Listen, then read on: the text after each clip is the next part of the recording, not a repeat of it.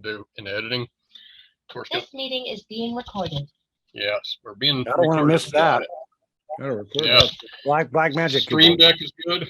Stream Deck can just kind of give you tons of buttons and hotkeys to just about any of your software out there. So for that, and of course I got the, I got my color grading monitor up going. There's red right there, red go-kart, and the trackballs for the color grading kind of stuff. So I got this for $300. They're normally $1,000 or so. I got it used on eBay years ago. It still works.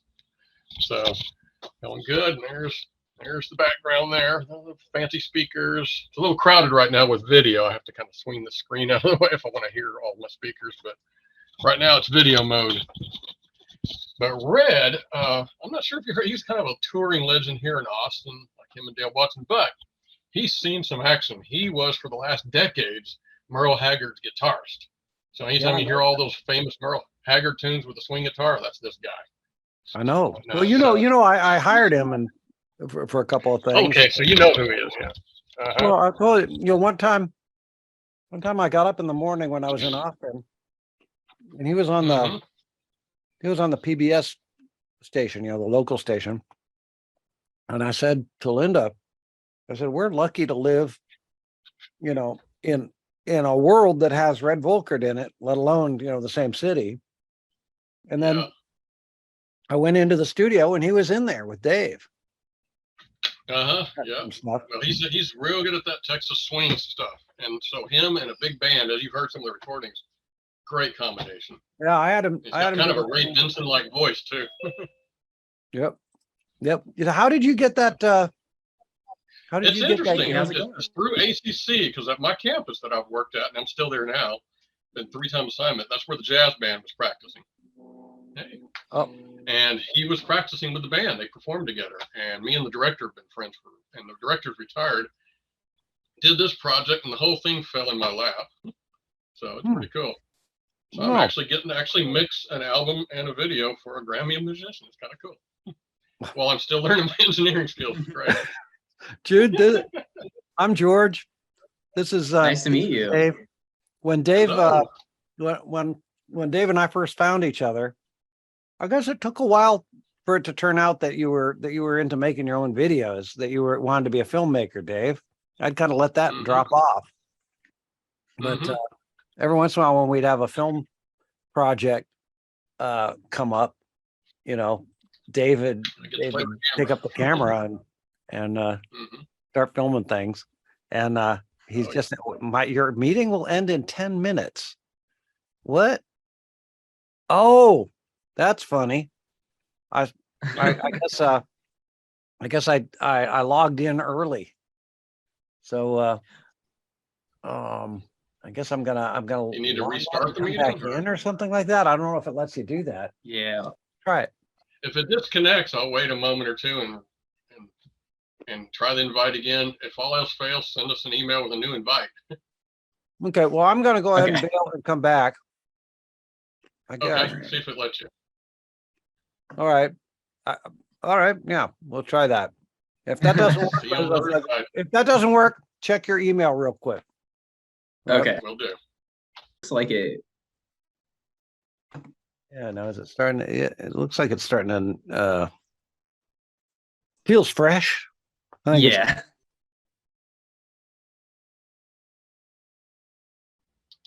Well, that's looking promising. Yeah. All right, we beat the system. Oh yeah. Is it the same link? Like if Joe was looking for his email, is it the same link? I mean, it just gave me a join screen, so it seems to be the same. Yeah. Yeah, I think it should be, because I just clicked on the original email. I clicked on the good. Probably. Yeah. Got a notification saying I have a meeting online here. Okay, good. Yeah. So Dave how have you guys been lately? I'm doing all right. I just spent the day with some grandkids at the Wild Animal Park. We used to call it San Diego Zoo Safari Park. Yeah, good day. All around good days. Yeah.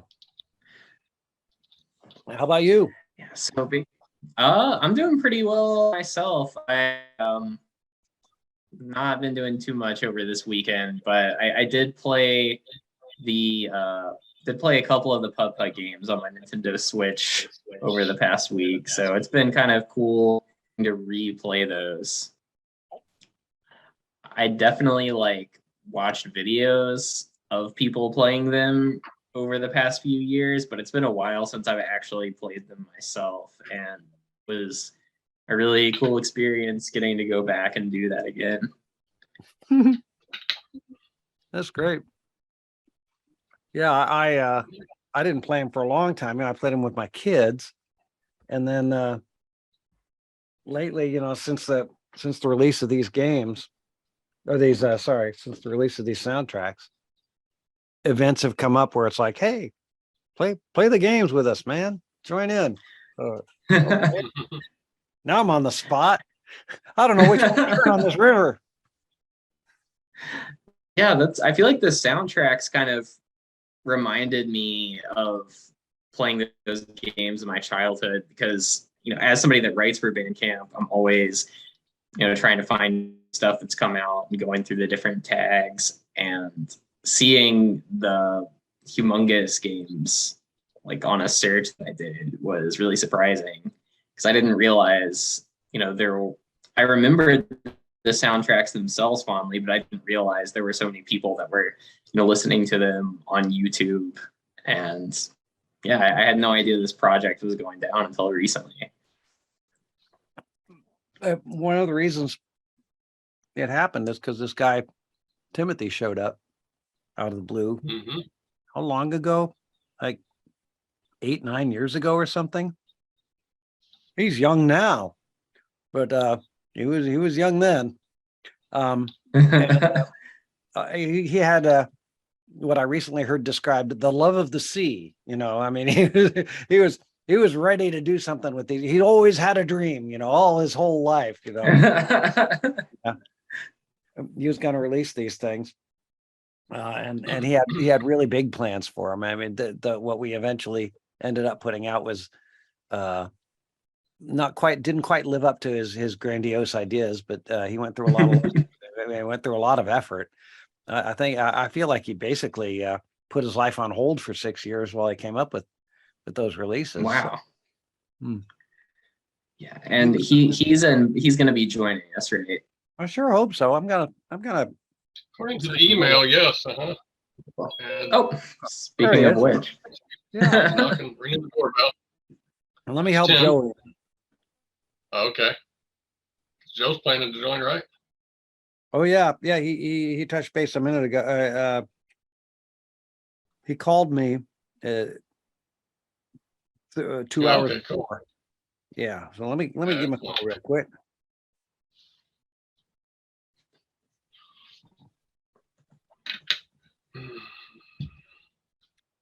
He's probably playing a gig. Hey, George. What's going on? Hey. I'm gonna be a little bit late, but I'm on my way. All right. We'll see you then. Okay. Wait, who's that man? Who's that man? And what have you done with the boy? Can you hear me, Timothy? Oh, he's connecting. Yeah. And he's in. There we go. Hey, What have you done with young Timothy? Oh, you know, I'm getting to that old man thing, you know. Like you've grown. My, how you've grown. It's When the years. You know, the military can age you pretty quickly, actually. So that might have something to do with it. Dave, did you do military service? I can't remember. I did Marine Corps back in the day. Yeah, back in Desert Storm, man. but we spent it in California. Yeah, I get you. Jeez, I'm an Air Force. I had the so. chance. All right. There was a minute there when it looked like Dave was going to get called up for, what did we even call that? Desert Storm? It was the original Desert Storm. We did get mobilized for it. We were training for trench warfare, but it went so well that they didn't need to fly us over in the end. We were in Camp Pendleton at the time, so I'm happy with that because we thought it was going to be a meat grinder, but it was a cakewalk compared to Yeah. what we expected anyway. Yeah. And you want your cakewalk, you don't want your meat grinder. That's Right. one thing I Yeah. learned. Yeah, But it made us more overconfident though. with sausage. Yeah, that happens. I mean, the 90s it was a very peaceful time in a lot of ways for a lot of us service, and then all of a sudden it was 2001, and things changed quite a bit. Well, Jude was asking how the recordings came into being, and I was talking about you kind of surfacing as an enthusiastic, I'm gonna say kid. Yeah, And I was just talking a little while ago with someone who said, well, should I hire this intern? They showed up and they were excited. And someone else said, well, we had a rule that if someone has the love of the sea, the military reference, you get hired. And Tim had that. And like I said, fast forwarding really fast, he basically put about 6 years of his life on hold for this project. And by the end of it, he was out of options to join there. I would add a little bit of commentary to that. I know we'll be talking more about this down the line, but I didn't put my life on hold. It wove into my life, and it became what I was doing with my life, and gladly it was. It was the particular alchemy of my what would you say, obsessive glee and excitement, and the abilities that I had and the interest I had, along with George's honestly just incredible patience, his openness and receptivity to something like this, and then the fact that he had all these records and he had the archives of the music itself in the first place. Without any of that, I could have been as willing and excited as I wanted to be, and it wouldn't have gone anywhere. I mean, I can understand how in his position he might kind of look at it as it wouldn't have happened without me, but and I guess it wouldn't have, but I constantly think, man, none of this would have happened without him. He's a really special person. And Dave, it's such a pleasure to finally see your face. You too. I've been getting to work with your music and look over your notes and stuff for years. And bouncing around in your head, I bet. Exactly. It's a real pleasure. So yeah, it was super fun to work on, and it continues. I mean, what I'm surprised by is it continues to be part of my life. George and I are gearing up. I'm gearing up to do a little cassette release, something we talked about. Oh wow! Yeah, I want to do several, but I want to start with. George, I hope you don't mind me mentioning this. It's Go nuts, man. And I learned this with Dave. Joe used to advise me with Dave. He'd say, Dave's brilliant. He'd say, don't try to steer a wild horse. You just climb on and you go for the ride, and it's going to be a hell of a ride. So I didn't really produce of it that much, I just let him go where he's going because he's passionate. It's the same principle. So you go, baby. Well, I wanted to venture into physical media for a long time, and we had these Kickstarter attempts and stuff that had their own speed bumps for a number of reasons, but I finally matured enough to realize, hey, let's do something smaller, something more manageable, and it's much more likely to happen. Yeah. So I want to do a run of just 50 units to start with of Zoo on cassette. And meanwhile, I continue to release a couple other albums with other composers, and it hasn't gone away. It continues to be a part of my life. So you should enclose anyway. number 2 pencils with each of those cassettes. Number 2 pencils in case we get in trouble. Pencils, yeah. And Tim, tell him what was the original vision, or even more fun, what was the biggest that the vision ever got? Like, that's just embarrassing. I mean, so those are 2 different questions. But the original vision was simply that I understood. Honestly, the original vision was that I wanted the music personally. I heard a sample of "Welcome to the Zoo" on George's website at the time. I was like 20. I was house sitting in Seattle. I was trying to figure out what to do with my life, and I heard a sample, and I'd never heard. Jude, are you familiar with what the music sounds like in the game? Very different. Yeah, I played a lot of those older games at the like local library when I was a kid. So I remember like putting on the library headphones, and I think Freddy Fish was the one I played the most often as a kid. Okay. And it sounded a lot like grainier and like distorted. And actually, really, it's in a strange way. I don't really think it sounds bad. You get used to it. You're just like, oh, this is just what the game sounds like. This is just, all the audio and it sounds that way. It's fine. Which is why it was so revelatory to hear the sample of Welcome to the Zoo. And I was like, I had no idea. I had never thought of it as being like real music before. I was like, this is tremendous. Right. So I just sent him an email and said, hey, do you still have this? This is this. And he pointed me to a little retailer called Vibe Deck where he's selling it online. And I thought it was kind of messy. And I really liked music and the experience of purchasing music as a connection between me and an artist. And so I really liked to know the track titles and when things were produced and in what order, and having some liner notes from composers and stuff like that. That's something I was very passionate about even at the time. Yeah. It's interesting to see this make a comeback like that. That's really neat to see, because everything's been just all online and digital, and it's missing. Right. It's having some care put into it, and again, like Bandcamp has been, I think, in my experience, really at the forefront of that connection between consumers or listeners and composers or producers.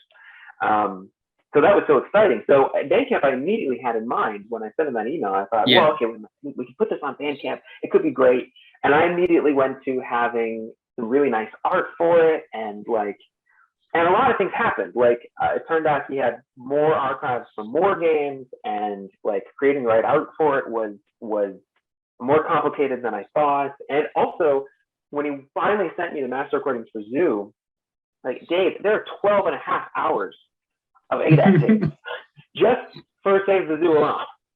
It was so much.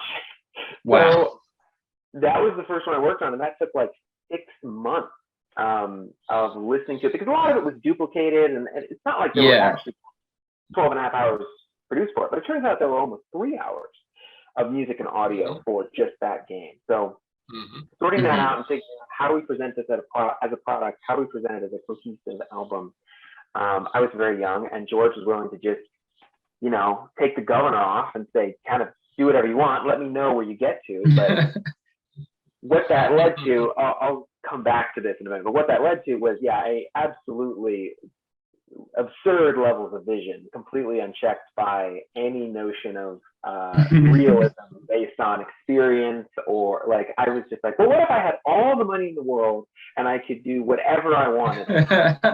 and I didn't. So, but I was like, what if it did? And that got to truly, it's insane levels, but it was really fun. And I got to do so many wild things. And all just thanks to George and his incredible amount of George. I think my experience with George has been that he has a wonderful gift for having faith in people. I think not everyone has the ability to have that amount of faith in people. They have different experiences, they have different betrayals, or they have different traumas or whatever in their past that says, no, people really can't be trusted. I think a lot of people have very limited capacity to trust in and love and have faith in others. And George has a surplus. And, I was a 20-year-old kid on the internet, stranger, who he really just, and he wasn't, I also don't want to make him sound naive, because he was very responsible and the first thing he put me on was calling and getting the naming rights sorted out with Putt-Putt Golf. I spent about 3 months in phone calls with the owner of mini golf as a concept. And I told him, our first conversation, he was like, that's what you need to go do. And I said, but that sounds boring. And he said, yeah, that's the point. And that was long before he ever gave me access to the master recordings themselves, because I just wanted the music, and he wanted to see if I was actually willing to take this on seriously. So he's actually quite responsible and grounded which is incredible mix to have along with all this faith in people and the imagination and creativity to just take the lid off and say, sure, sky's the limit. What do you want to do? So that Yeah. Exactly. He that can was tell you really- about that when hooking up with me and Joe. Me and Joe were both still maturing, and we had some of our issues, that just looked a little, strange. Me and my awful car and not needing to ride over and stuff. And he worked through it and gave it a chance, and it worked out great. So he gave both Yeah. me and Joe a chance. Well, Yeah. we were still kind of getting our act together in life. Jude, I don't know if you, Jude, I don't know if you bought into if you looked into the story of what Team Fat was at all, like as a band / team, but it was kind of nutty. Did you get any of the background on that? I did sort of a little bit about it, how you were like originally like kind of part of the first wave of people making soundtracks for video games, but not as much on like how the Team Fat came together as a band. So I'm a little curious about that. So did you get this? Did you get this kind of stuff? Oh yes, I did get those pictures. That is wow. Yeah. I feel like none of this is really portrays the beautiful absurdity of it properly without remembering that these guys were making video game soundtracks. Like these guys. Yeah. Like, they're not just a bunch of handsome fellas in cowboy hats. They were also trying to score Wing Commander. I mean, and it's wonderful. It's there's nothing else quite like them. Did you know the movie Buckaroo Banzai? Oh yeah. No, I haven't heard of that. Yeah. Buckaroo Banzai breaks the eighth That's dimension. required viewing, man. Yeah, we set out to be that. It was like, yeah, it's a, yeah, you might. I hate to recommend media, but it's a Buckaroo Banzai. He's a brain surgeon. He's out trying to. He's got doing science experiments where he's going to drive a car through a mountain, and they're Plays trumpet. yeah. Plays trumpet. Plays trumpet. play Yeah, trumpet? they've got a band. Okay, it's a cowboyish band. And Jeff Goldblum's in that, isn't he? Yeah, it is. So So it turned out that my buddy Alan Howarth did the special sound effects, and he sent me an audio tape I've got in my closet of some of the original sound effects Oh wow! in that movie. Yeah. I mean, just the fact that he did the sound effects for the special sound design for the first 6 Star Trek movies, I was like, well, that's cool and everything. But then it's like, you worked on Buckaroo Banzai. Dang it! Now I can't keep my cool around. And I'm curious, I read that before you were doing soundtracks for video games, you were doing like scores for commercials and film and things like that. How did you get into like scoring as an art form? I would say more, I went to USC Film School, and for about a semester.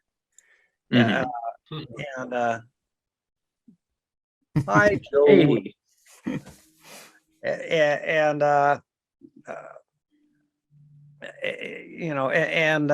But I didn't, scoring commercials, scoring movies. No, it was more like when I was in college, I played those video games.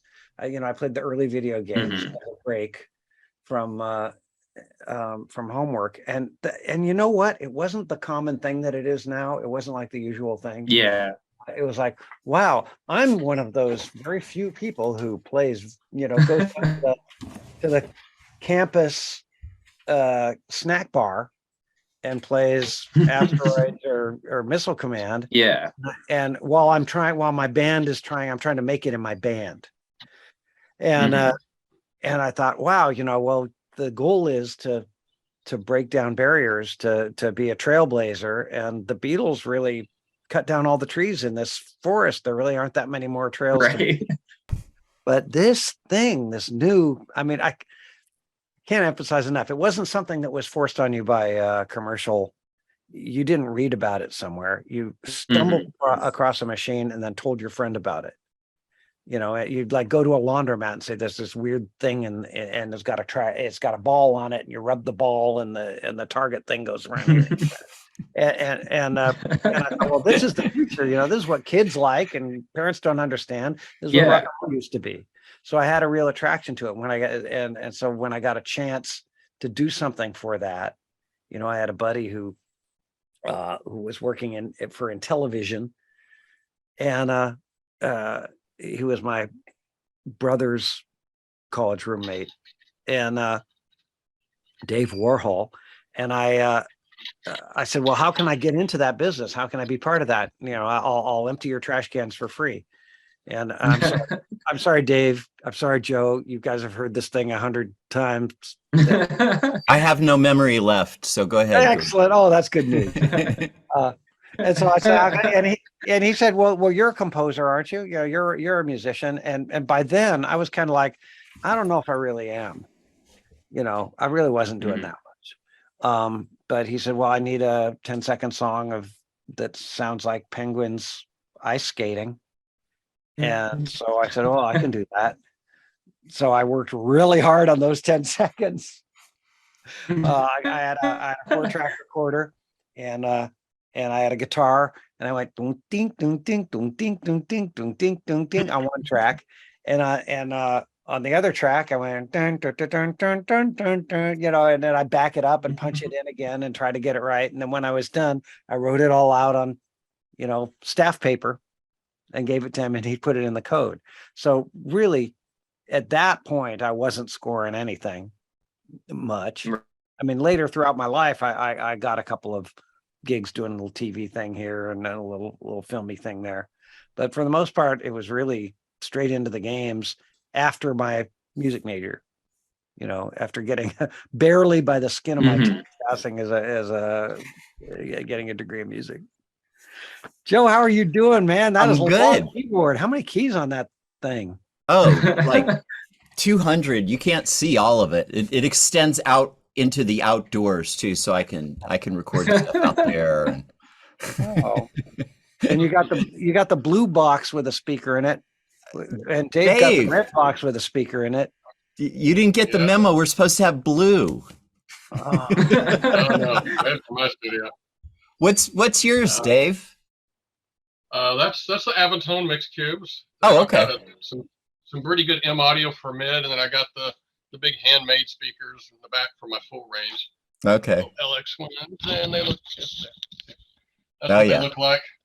You got to build those yourself if you want them, but they sound amazing. Those are okay. That's typical Dave. Oh, that's right. You got to build those yourself if you want them. In other words, he built them himself. Unless you want to pay like 25 grand or something for them. No, 100,000. Oh, 100. You have to spend 100,000 to match what these can do. Wow. Whatnot. They hold their own with 6-figure speakers. Yeah. Wow. Well, I built these guys just recently, and they're just mid-range. So they cut all of the treble and all of the bass out. Yeah.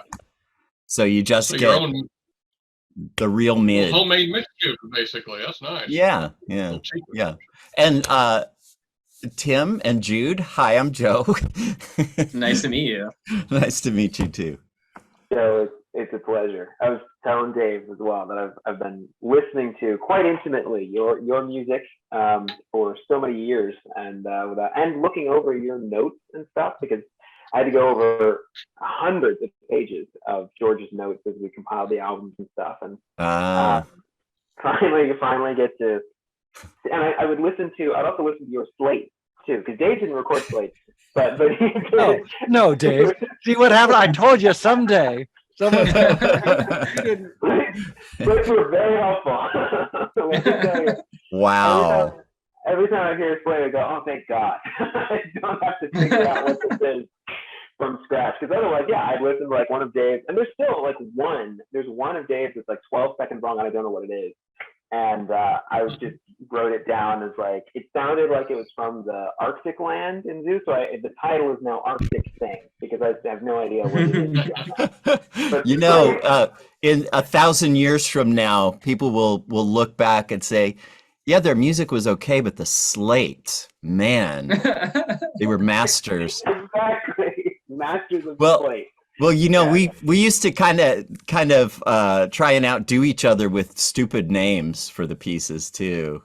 My favorite being, I think George named one of Dave's pieces "The Hair Beneath My Wings." Oh, that sounds like a George name for a day of composition. Yeah. Do you guys remember Camiosa? No.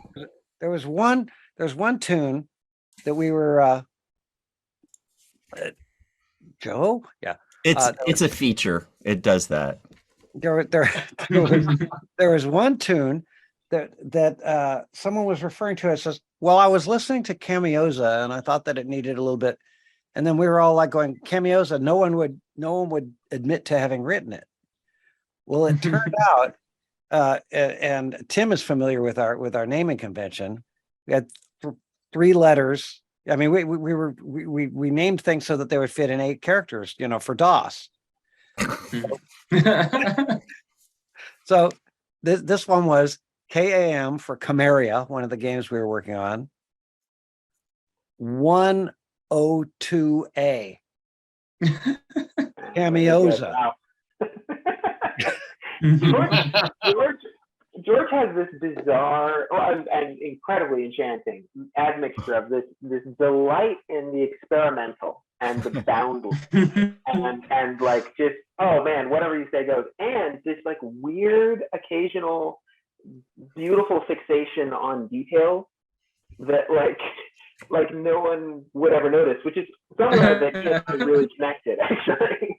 Like it's one of he, as we put together the albums and I was doing a lot of detail work that maybe no one would notice, he told me about this analogy. I don't remember if this is anything you actually drew from in life, George, but like someone building a massive diorama of a town and getting all the loaves of bread in the bakery window right and everything. And despite, you know, that maybe never being observed by a superficial observer. Oh yeah. The film, that film thing, it was the idea of the film where I think it was who's the Japanese director, Dave, who did Seven Samurai? Kira Akusa or something like that. Akira Kurosawa. Yeah. He built the whole town, even if he was going to just shoot a couple of buildings. And to the other thing, the thing of the artistry versus the detail work, Joe had a theory, or Joe and I working together came up with it. I can't remember.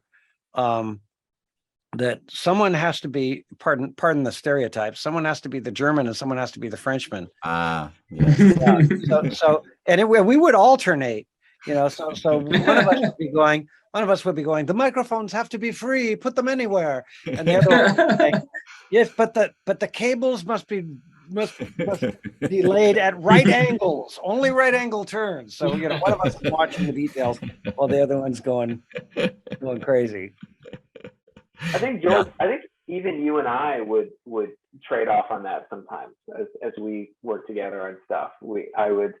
I think more often you were the grounded one trying to remind me where Earth was, but sometimes, yeah, you would be the one saying, just reach for the sky, and you're like, okay, but that might not be doable. I'm not sure. Yeah.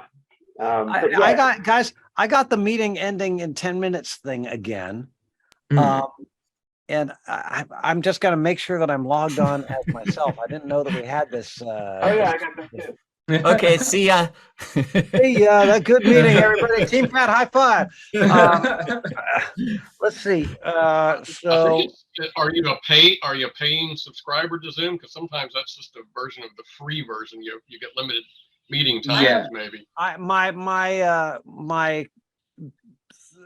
on the account that was set up by.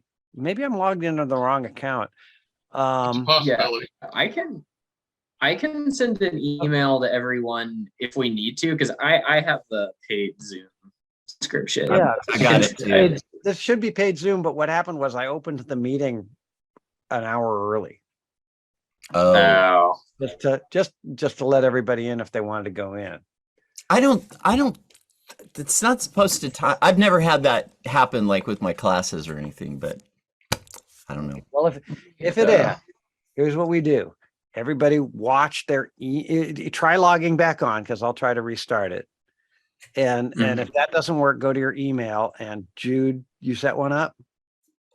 yeah, I'll set one up right now. And I should be able to. Do you want us all to put our email in the chat, Jude? Oh, that's a good idea. Yeah, that would Okay. help. Let's try that. All right. Dave, has the cold front hit Georgetown yet? Not yet. Dave, which Georgetown do you live in? In Texas, Oh, yeah, okay. me and Joe are in the same general area. I see.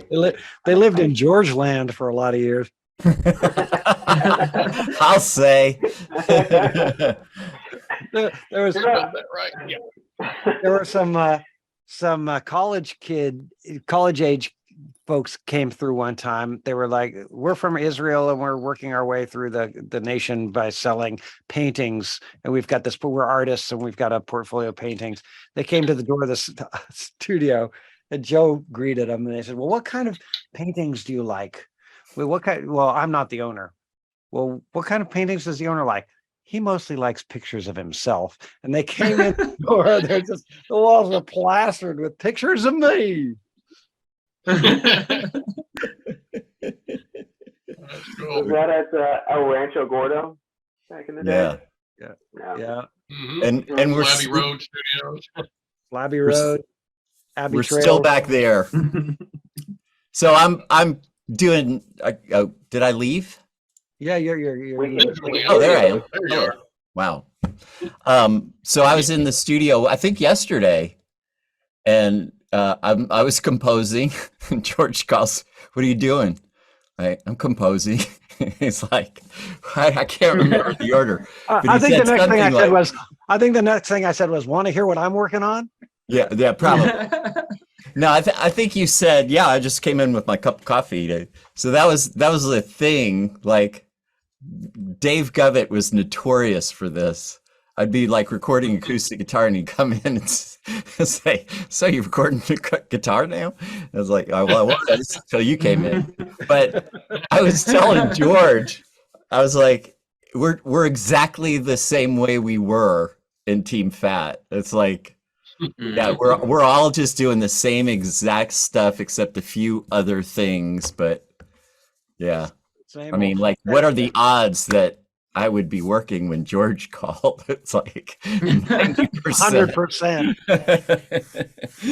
Yeah. And me and Joe, Yeah. we run into each other quite often at ACC. So that's where I work my day job, and he teaches there, and we get to go play in the studio sometimes. Yeah. Joe Yeah. teaches recording at a community college. Yeah, I got to come over to your house soon, Dave, because my new album's getting close. So I want to get Okay. your Check it out stamp on of the- approval. Yeah.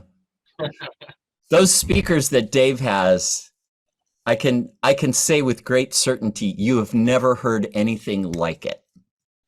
Wow. Mhm. Unbelievable. Like, if you close your eyes, there's a band in the room with you, and there's no way you can convince your brain that it's not right there. No. Wow. We even got Joe up in the middle and put him next to himself, singing with himself, and it was indistinguishable. It's just a duet in the room. Yeah. Wow. Are we still going to do that at ACC sometime, Dave? Maybe a big Okay. AES thing. Like, I will need a lot of help getting them moved. Yeah. I got a truck. All right. All right. Back to Fat. Yeah. So is there anything else you'd like to know, Jude? Yeah. So we were talking about, you sort of getting into the video game industry through your connection and talent. So when did Team Fat form in relation to that? Was that before or after? Because you mentioned you were in a band at that time. Yeah. do we want to switch over to the new meeting to evade this timer of death, or does it mean anything? I don't think it means anything, but Okay. Yeah. We'll see. I like the idea of Jude finally asking a question, and then it's like, well, time's up.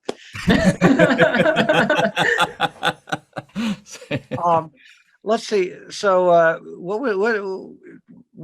what's in relation to? Let's see. So I got into video game stuff. That was around 83. But were you in California when you got into the California. video? Oh, okay. And what happened was I worked for Intellivision, and Intellivision went out of business. I did some work for Mhm. Atari. Atari went out of business. I did some work for a little startup, and they went out of business. It was the great game crash of 84.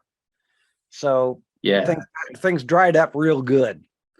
Some other things happened. I moved to Texas in 86. And but for that first thing, Dave Warhol, he said, I remember I said I'd empty your trash cans for free. And I thought I was writing this tune for free. Well, he calls up after a while and he says, well, our legal department says we've got to pay you. So I said, okay, $1,000. And so after a lot of back and forth, I got my $1,000 for a 10-second tune, which is, if you think about, how many dollars. Yeah. If only it had taken 10 seconds to write, that would be like that. So by the time that I got to Texas, I think 87, 88, when was like I don't know, it's whenever Dick I kind of Tracy started Game hooking up Boy. right around Total Recall is when we started. Total working Recall, together. yeah, exactly. So right around The then, movie, the Nintendo Dave, version. Dave Warhol calls me up again, and he says, "Hey, are you still charging $1,000 for 10-second tunes?" I said, "No, actually, at this point, I'm doing like karaoke tunes for music teachers, and I'm charging. I think I started at $49.95 a song, Mm-hmm. and then when I get too busy, I raised it to $59.95, and I think I was right around there, $69.95 a tune." And Dave said, "Okay, I'll hire you for that." So he hired me those years later, and so we started doing the Nintendo stuff. So and Dave, well, I had just produced a children's record with Joe, and I love that thing. And I'm you know what? I'm going to put it on Bandcamp the way it is. Because Joe redid every bit of it, And I'm like, I want to put it out. I want to put it out old school OG on Bandcamp. Can I say OG? Am I allowed to say that? But I had done that, so I knew Joe, and I felt like he was the best musician I'd work with. And then Dave kind of come out of the woodwork with his crummy car, and he wanted to visit and see what my rig looked like. There's a really nice interview that just happened with Dave, and you get his whole story about him eventually becoming pals with Hans Zimmer and those. But at that time, he needed me to pick him up from the bus stop to come over and see my gear. And I think at the time it was like a 4-track recorder or something like that. Right? Wow. Doing it perfect. Thank you. Oh, picture. Awesome. There you go. Well, let's see if Joe managed to get to his. I'm gonna use the moment while Joe and Dave are away. Jude, tell me a little about you. How old are you? Or excuse me, actually, wait. As George once asked me, because he had no idea, how young of a man are you? I wish Joe had been here for that, because I got that. I got that from when Dan Berenstain said that to me. Yeah. How young of a man are you, Joe? So I'm 24. Like I said, I grew up playing like Putt-Putt and Freddy Fish on the library computers at the local library. So that's like my closest memory with these games. I also played backyard baseball pretty religiously, which is somewhat related. Nice. we're putting out. Yeah. Was Team Fat involved with that game at all? Because I was trying to look it up like on the credits, and I didn't think so, but I wanted to make sure. Yeah. No, I mean, George can speak to this too, but no, my understanding is that was one of the programmers, actually, Rhett Mathis. He put together all the initial themes for the kids, and Rhett sent me over actually the master just for Pablo Sanchez, and we're putting that out on Bandcamp as a single in like 2 weeks, I think. Oh wow, that's cool. Yeah, I'd love to release more, but that's all we have at the moment. He has the rest of it, so maybe one day. But the artist is working on a cover right now to try to capture Pablo's legendary brilliance. But no, Team Fat doing a backyard sports game would be awesome. That they would have done a great job. But no, that was all masterminded by one guy, one of the humongous programmers and sound designers and composers. There he crosses over with George in the Junior Encyclopedias. Let's explore the airport, let's explore the jungle, and let's explore the farm. Does that ring a bell to you at all? See, I didn't play those as a kid, but when games on my Switch, I noticed there were all these like little references to those games. Okay, yeah.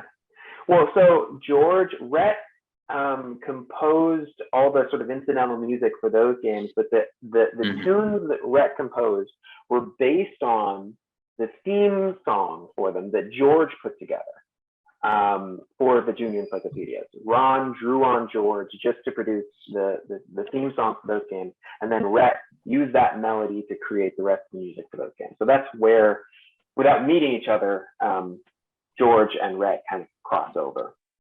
I had no idea. I'm so glad you're here, Tim.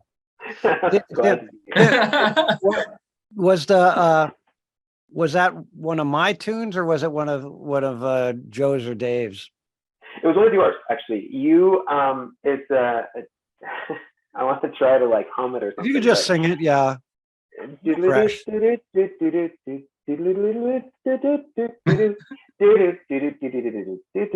That's me.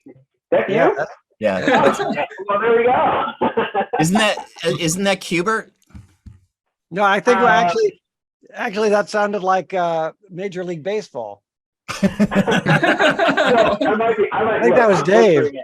In the first place, but it was the contract. I have the contract for it that was signed by George, sent over by Ron and Joe. I was just describing. It was the theme song for the Junior Encyclopedia. Ron. Okay.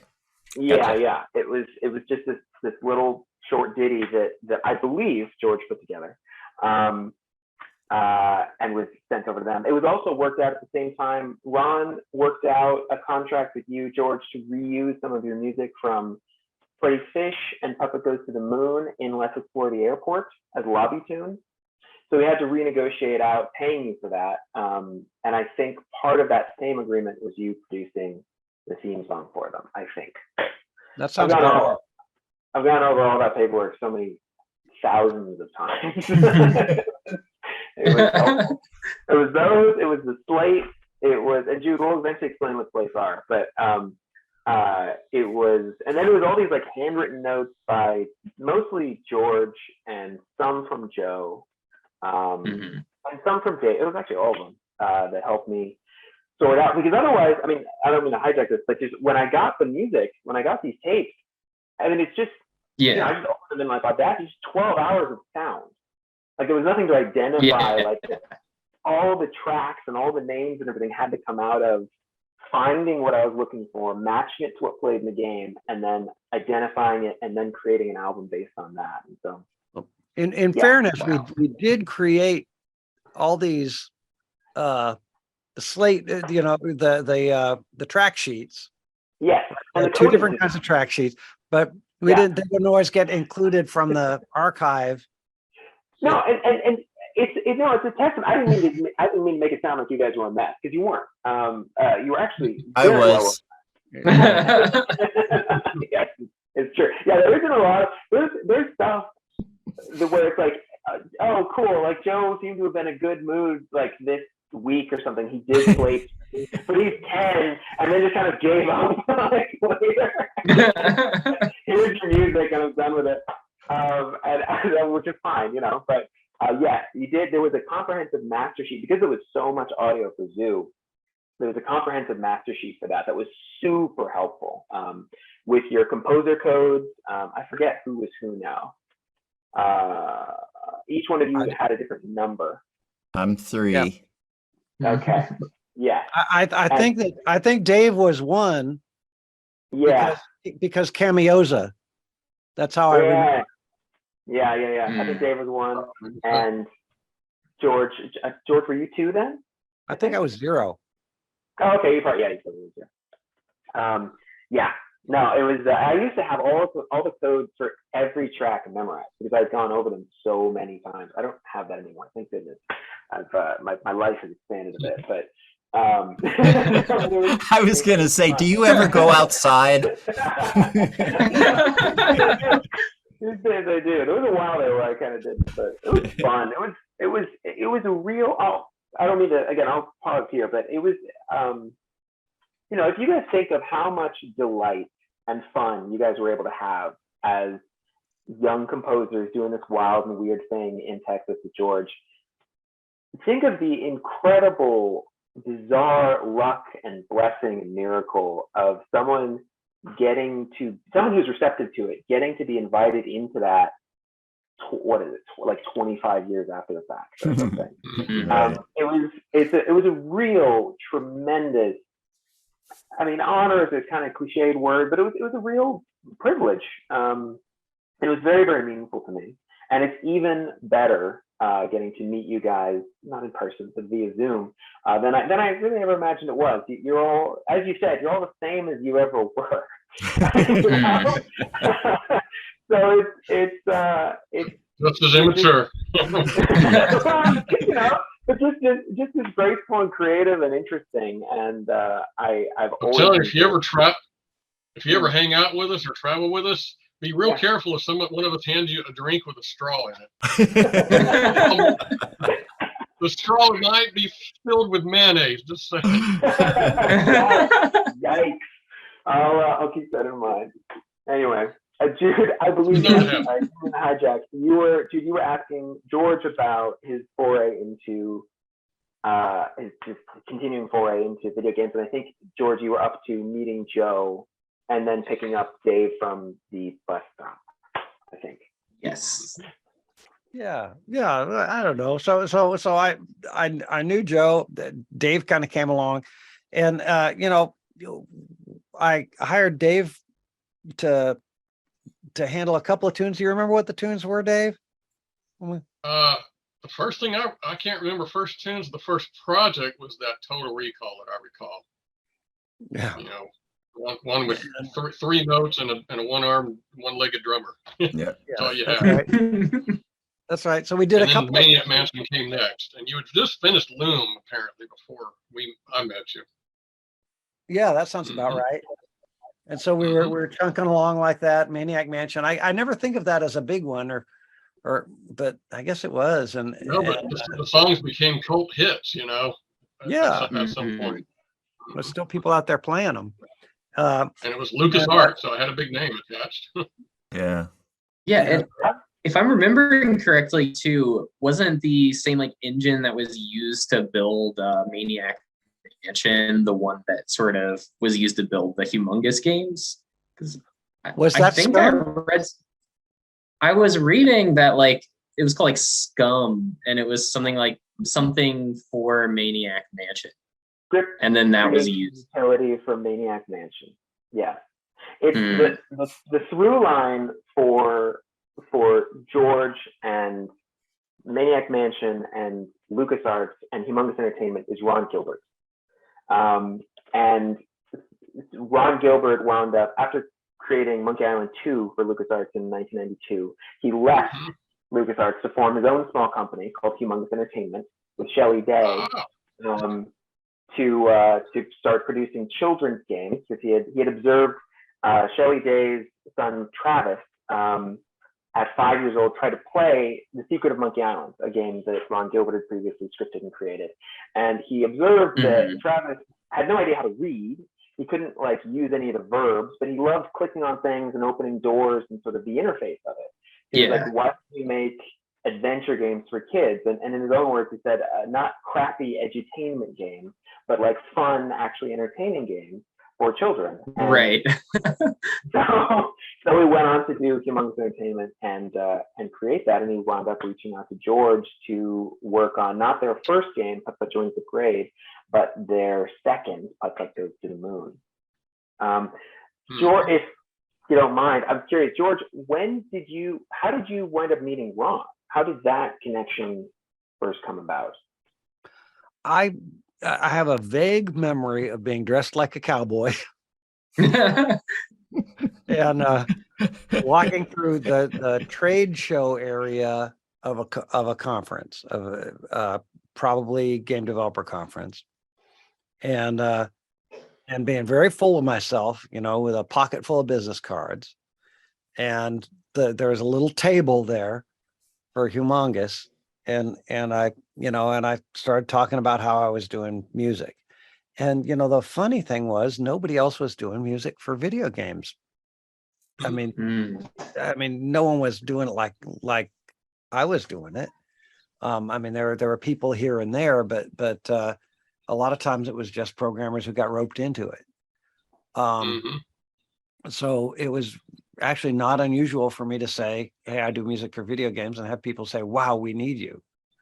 And that happened at that table, and whoever was working the table gave me, I have varying recollections, it changes, but right now I'm thinking they must have given me the first game. They must have given me Putt-Putt Joins the Parade. And then they must have sent me later prototypes of Putt-Putt Goes to the Moon, because I have a small stack of prototypes for that, evolving builds.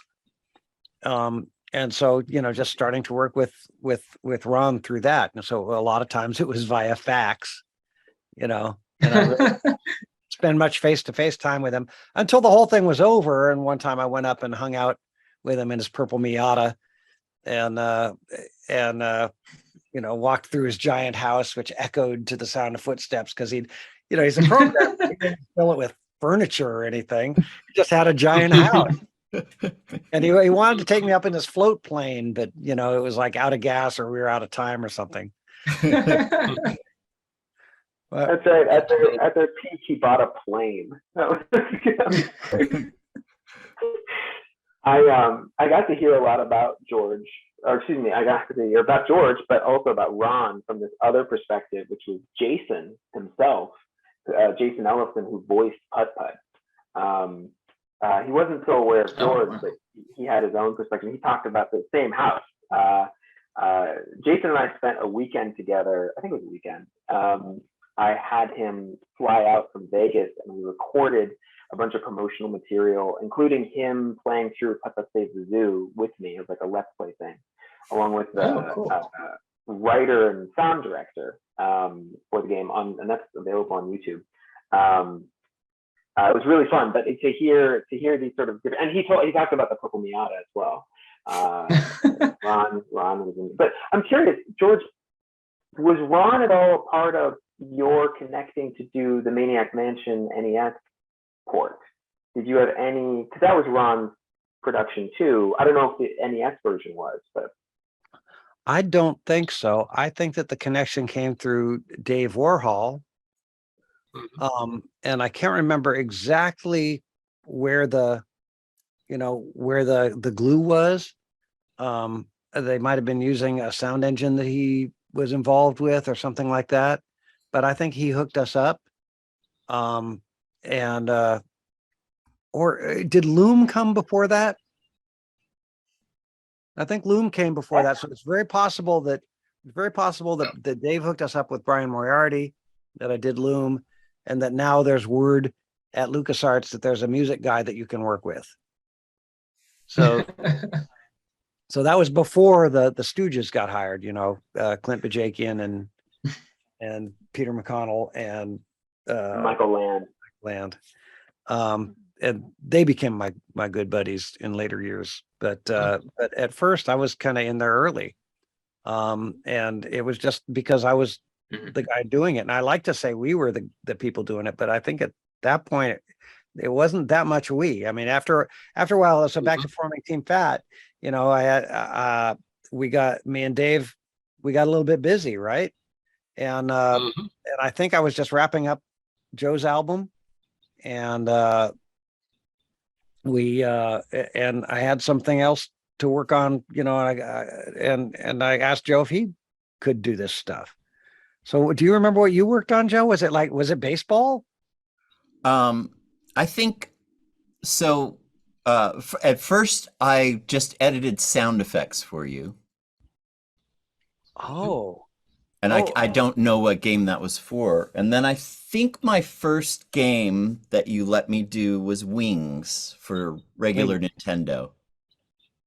Yeah. And then Faceball. So editing sound effects means that it was probably I had you on an FM synthesis for OPL for an ad-lib card, and I gave you a synthesizer, right? And you had to make the sounds match. I had to rent a Mac for that because I didn't. It was something that only worked on a Mac, and I only had a PC. Oh, whoa! And you had to run Alchemy. Was it like this sound editing software suite that was like on 10 floppies? You don't remember? I don't know. Okay. Anyway, Joe and I were pals anyhow, and we just kept moving. What was it, Tim? I was just going to say one thing I think probably that should be explained to Jude was what sound cards were and how. I'll be back. I'll be right back. Well, but because this was a really noteworthy part of what, to me, it's a really important part of George's story and what he brought to the industry. And I don't mean to derail things too much, but 1992, 93, George, when you were, so much of the communication that I have between you and Ron about Putt-Putt Goes to the Moon, your first game for Humongous Entertainment, had to do with George's passion for trying to revive the computer game audio industry at the time, because everybody had different sound cards, and everybody's sound card made the music that composers were making for games sound very different. And George was really instrumental in trying to standardize that and make sure composers' intentions for their music, my words, not his, came through on these different sound cards, no matter what the player might be using. Is that accurate, George? Is that fair? Oh, that's totally fair. Yeah. Yeah. And and I can't remember all the winding, you know, all the lefts and rights and everything of that somewhere in there. At one point, Ron was one of the first people to come up with music with a system that would play our music grainy, but the way that we wrote it on whatever tape we recorded it to. And I think that was Putt-Putt Saves the Zoo, right? It was Putt-Putt Goes to the Moon. It was the Windows release of Putt-Putt Goes to the Moon. Really? So they did it for DOS first. So I had to do it in MIDI. Yeah. And then they converted the MIDI to something else. And that's right. I made tones. Yeah. So that the MIDI would play the way that I wrote it. For that. And you kind of decided on something like an MT32, probably. Maybe like an MT55 or something. Same difference. MT30 or a Sound Canvas SC55. Excuse me. Yes, that's what I was thinking of. Yeah. Anyway, Jude, I don't know. For some reason, I thought this would be more valuable than it kind of is tumbling out. It was a significant part of the transformation from MIDI sounds in games.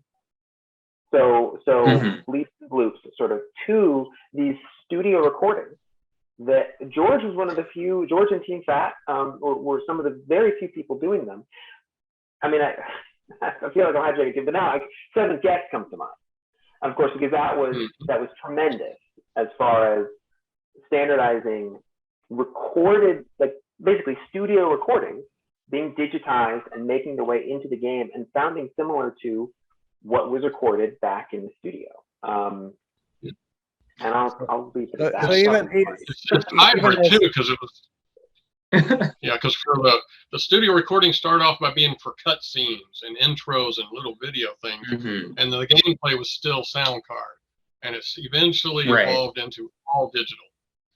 So for Putt-Putt Saves the Zoo, that was the first one. So that was the first one where the composing didn't have to be like, it didn't start out being, okay, anything I can do on my keyboard, right? Now I can play my guitar. Now Joe can sing his background vocals. So even though, you know, him and going, you know, pop, pop, ooh, you know, even though it's grainy, at least he was saying putt, putt, ooh, instead of doo, doo, doo. Right. Because I read that in the liner notes, this was one of the first examples like live jazz being recorded for a video. That was Moon, where the trick with Moon was that it had to be MIDI, but I thought, well, I'm going to get that feel in there, you know. So I had so I got my brother on MIDI drums playing live. You know, with one of the great keyboard players with Floyd Domino, Dave, playing the keyboard riffs, and then I had a guy, I think, help me out, Kevin Smith, I think, Tim. I don't remember the name of the bass. It was a bass player who also played keyboard, so I had him play bass lines on another keyboard, and they got in the room at the same time and did jazz improv on themes that I gave them. Nick Connolly. Yeah. So that so that was how I tried to get life into Moon. And I think that's interesting too. Yeah. I think it's interesting because you, especially at that time, think of video games like as being kind of like static and rigid. And then you get something that's completely like live jazz improv, as fluid as it gets. So it's the antithesis of what video game music would have been before that. You're right. And part of, I don't consider myself like a great musician in any way, but being at the right place at the right time. And the bar was always like, it wasn't like I was walking in with the bar way up there. You know? Right. There weren't that many people looking at it at it as a creative problem at the time. And I wish Joe was on because a lot of our dialogue was, Joe was a real musician, and he had, his real music that he was working on at the same time. And Dave aspired to write music for movies. He always had this John Williams stuff going on in his head. So, and my vision was, well, this is an early art form. I mean, it's easy to see now where we are. I saw it going in a slightly different direction, though. I saw it going a lot less commercial. I saw it going more artistic. Yeah. So Joe, we were just talking about how the bar was never that high in video games. But a lot of it was because no one took it seriously. And in our little enclave, part of my job was to say, hey, even though there's real music and there's children's music and there's movie music, game music, it's gonna be a thing. Come on, boys, we'll be the first ones in there, and they'll build a statue of us. And I thought he was in. Well, they'll do an interview with us in 2022. Hang in there, boys. George, I thought you were an idiot. Like, what? You mean loops and bleeps? Yeah. And I'd say, just put if a million people might listen to this tune that you wrote. Think of it as having 1 million people in your audience, and they're captive. Yeah. And they're gonna not only hear it once, they're gonna have to hear it 100, 200,000 times. Write your best stuff. Yeah. And that was kind of one of the things I would harp on. Yeah, I we would treated it say- like we were scoring a film. That was the key. And get Yeah. it as soon as we could get it with the technology limitations. You see, that's how I'd say it to you, and then to Joe, I'd say, write it like it's a kid's tune. Yeah, and it's interesting you mentioned that million people would hear it, because even though I don't think these games are necessarily as talked about as their influential games, there were a significant amount of people that, especially when they were really young. Yeah. Well, I get letters from people who say, I'm a jazz musician now because of these kids games. Wow. I had no idea that music could sound like that. And, Nice. and so, it's not a whole generation, but for me, I grew up listening to really good, really free and interesting big band music as a kid, because I listened to Alan Sherman and I listened to Stan Freberg. And these were mostly comedy tunes that were arranged by guys like Billy May, who was a Frank Sinatra arranger. So I get these swinging things as a kid. So when I first, before any of this video game stuff before it came back, after Intellivision, but before Nintendo, when I was producing with Joe, we had a very firm rule that we're not going to in any way play down to the kids. That album, we were going to give it our best shot. Now, later on, Joe learned and taught me that at a fundamental level, kids really respond very well to stand up, sit down, stand up, sit down. One of Joe's more popular tunes. Built a career on that, George. Yeah. Actually, Joe, we went to the safari park this morning with my granddaughters, and I played them Baby Kangaroo in the car, and they went nuts. And then when we saw the Baby Kangaroo, they bounce and bounce and bounce and bounce. So one of Joe's tunes. That is cool. Anyhow, are we covering the questions? Are we answering these things for you, Jude? Yeah, actually, interestingly enough, Tim asked a few questions that I was planning on asking. So he's definitely got a feel for what I'm looking for. So that was helpful. But one of the questions I did want to ask that's sort of in the timeline where we are right now, I wanted how you were sort of introduced to these characters like Putt-Putt and Freddy Fish early on. Like how did Humongous sort of introduce you to each of these stories and characters, and how are you turning them into music early on? Tim, you saw the faxes and emails and everything. The way I seem to recall it is that they would send us they give us a little list of what we had to work on, but there wasn't a whole lot of fancy character development. It was like these sad animal parents are a hippo, a snake, and mostly, hey, there's this grassland and there's this winterland. I mean, that was really kind of where he was leaning. Is I want music for this area. I want music for the jungle land. I want music for the grassland. I want music for Arctic land. And Baldini at the beginning. And I see Tim's hand. Yes, Tim. Yes, in the back there. Right. I'm trying to Something you'd like to share? No, I was going to say, I think two things that I'm aware of is that it was a process of iteration as well. That there wasn't a lot of the ideas were pretty simple. Like you said, that's my understanding. Sad animal parents, these are seals, those are snakes, do what you can. And George would then take that and give it to Joe, Dave, and Kevin and say, sad animal parents, do what you can. And they, and you give them each their section, and they go, okay, fine. And they would produce something and give it over to George, and George might have some notes on it, or they would refine, but then sounded good to George. Meanwhile, George would be producing some of his own stuff. He would take on what he could. They'd send it into Ron, and then Ron would get back with a bunch of different feedback going.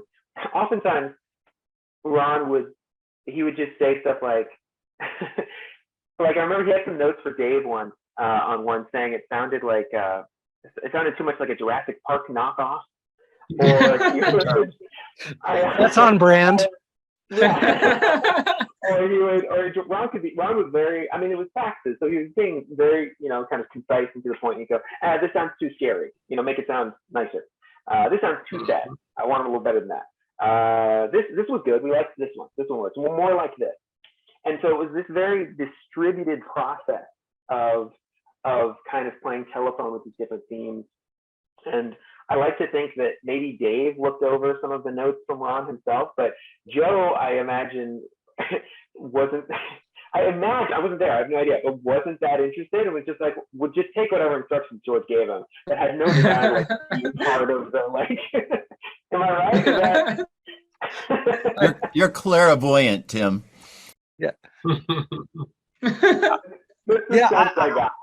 Yeah, I was, at the beginning of this project too, Tim had moments of saying, well, George, so what did you even do on Putt-Zoo? Look, well, I was very instrumental in producing. I produced. I'm a people. I was very young. I didn't understand. There was one moment in a meeting George and I had, and I asked him that question. So what did you do, George? And it was not a good question to ask. It was very, he wrote "Welcome to the Zoo" and sang it. Yeah, Welcome to the Zoo. That's something. That's and more than enough. And I said, here, you guys, in all the tunes you do, here's the rules. It's got to have welcome to dun dun dun, dun, or it's got to have Putt-Putt the Zoo. Those are the two motifs. Shove them in there, even if they don't fit. At one point, you wrote a note after a meeting you guys had. You wrote a note that said you need to lean more on the motifs. You need to see more of the motifs show through. Like, okay, it's in writing. Yeah, it is. It's in writing. On that note, also was something like clean up after yourselves and like bring coffee in the morning. something like that. One question I had that kind of relates to the songs with lyrics in them, because when I went back and played the game, there's like there's the section where the monkeys are doing slam poetry, and those appear on the soundtrack. And then there's the song with the little topiary animals. Were those already in the game and you wrote the songs for those situations, or did you write those songs and then they put them in the game? Like, how did that sort of? They asked us to do things for the rhyming game, and that was unfortunately Kevin is the other member of Team Fat, and he. What do we even say? I think the last time we saw him was 10 years ago, probably today. I can say things about that because I talked to Dave once and I said, have you seen Kevin lately? And he said, no, the last time I saw him, he was reading a book called How to Disappear. and then he did. He was always good at maybe you two young guys might be able to track him down if you've got any resources. He was what best I could do online and Googling and searching and just Did you find him anywhere. Did you find him on Can't Etsy making those rings? I think he was making some sort of jewelry somewhere. Yeah. Yeah, I got him. I got him there, and the post office box was, I think, the post office box near Flat Abbey Trails. But anyway, Kevin was one of the voices. So they asked us to do the monkeys, and they gave us a couple of rhymes, and just like, and it was real basic stuff. And in the, with the Joe children's music oath that we had sworn, it has to be more than that, so we said, we'll handle this. And so we came up with our own list of words, and we came up with our own style of doing it, and they animated that to our voices. And I don't know if you got very far into Tim's album of just the monkeys and the monkey outtakes, but there's some rich stuff in there, baby. And then the zoo, they sent me a song. I always talk about it as being really lame lyrics, but now that I look back on it, it wasn't that lame. But I was so full of myself, I was like, yeah. So it was like Welcome to the Zoo with the kangaroos. Oh, they might have even had Zoo Zoo Zoo. Do you remember? They did. Okay, so I'm like, okay, well, yeah, but I'm gonna turn this into a, this is gonna be like Gilbert and Sullivan when I do it, and I got going on it, and I called Ron, or I was in a conversation with Ron, and I said, this is gonna be the first. You're gonna do a music video for this song. It's gonna be the first music video in a video game ever, and you know what else? You're gonna put me as a cameo. You're gonna put me in. Yeah, how can you do that? And he goes, okay, just a second. He goes, hey, Jim. I said, yeah, that billboard you're working on? Yeah. Could you add one more panel to it? Oh, so just do it. Okay. It's like the Fat Man and Team Fat play Cartown and put the goofiest face in like a cowboy hat and a red suit. Can you do that for me? All right. And so I got my if you click on the Cartown thing, that's how I got in there. But yeah, the music video came out better than I'd hoped. And it's much beloved by anybody who played the game as a kid. It's well, poor Ron. The first thing I talked to him after the game came out, he goes, hey, George, he says, I'm mad at you. So how come? He said, well, my nephew. He says, I gave him the game, and the only thing he wants to do is click on the Topiary creatures over and over and over. Of course. I think he was really mad too, because he put a lot. I mean, as much blood, sweat, and tears as we put in, his team put in more. They didn't put in as much as Tim has, but they put in more than we did. Yeah, I sent Ron one game. I sent Ron an email. I can't remember when, showing him some of the work on the album. And I never heard back from him, but I still imagine one day chatting with him about it and seeing what he thinks. He uses the handle Grumpy Gamer, or he was for a while. So, Tim, where is this album? I was really curious if you'd ever seen it. I will put the link in the chat. They nice. Where we're going to put anything as possible, Joe. Yeah. Yeah. You guys recognize this? No, what is that? That looks like my Aunt Mary's kite string winder. What is it? We had a little studio out in Leander, and we used to sit on the porch and act as much like cowboys as we could. And we would smoke cigarettes on the porch and take bets on whether that dog was going to pee over there or over there. Even though we had these real pressing deadlines, right? So we'd sit on the porch and like try to do nothing for the longest time. And then one of us would break and go, well, I don't know about you guys, but I've got work to do. That'd be kind of but this is from the banister. From this held up the rail right in front of where our feet went. Nice. That's beautiful. And it gives you an idea of what the place was like. Yeah, it does. Now it belongs to Leander School District, and it's the office headquarters of their athletic department. They rebuilt the whole. There was one room that had a well in it. A pump well. It had the pump in it. They did one of those. Renovations where they take out one room and put the same room back in, and take out another. They tear everything down except like the well, except the pump. It's like, oh, that's a renovation. That wasn't a rebuild. So it's the same shape, but it's well, I say totally new, but it's probably old by now. It's recognizable though. You can tell what it was and everything. So they didn't over renovate it. But it's being used, being put to use.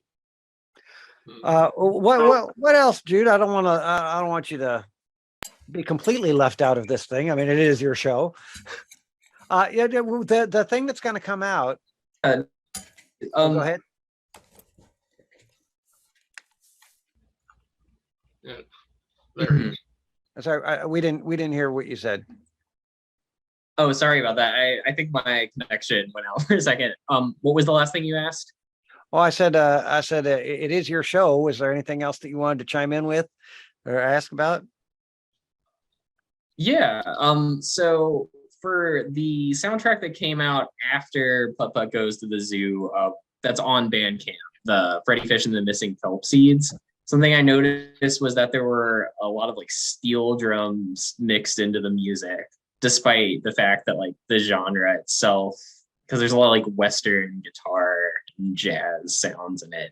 You wouldn't normally expect steel drums to appear in there.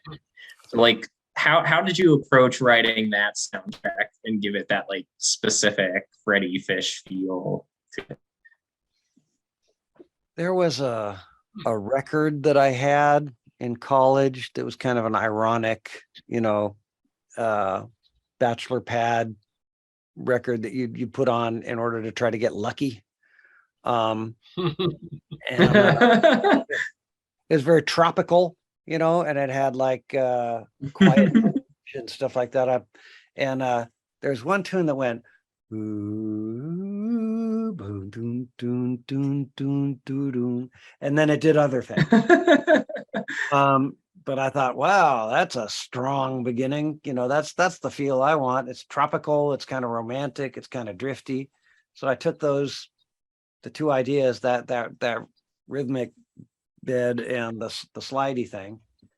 And the guitar I had was a cowboy guitar. It's a twangy guitar, old cousin Ernie. And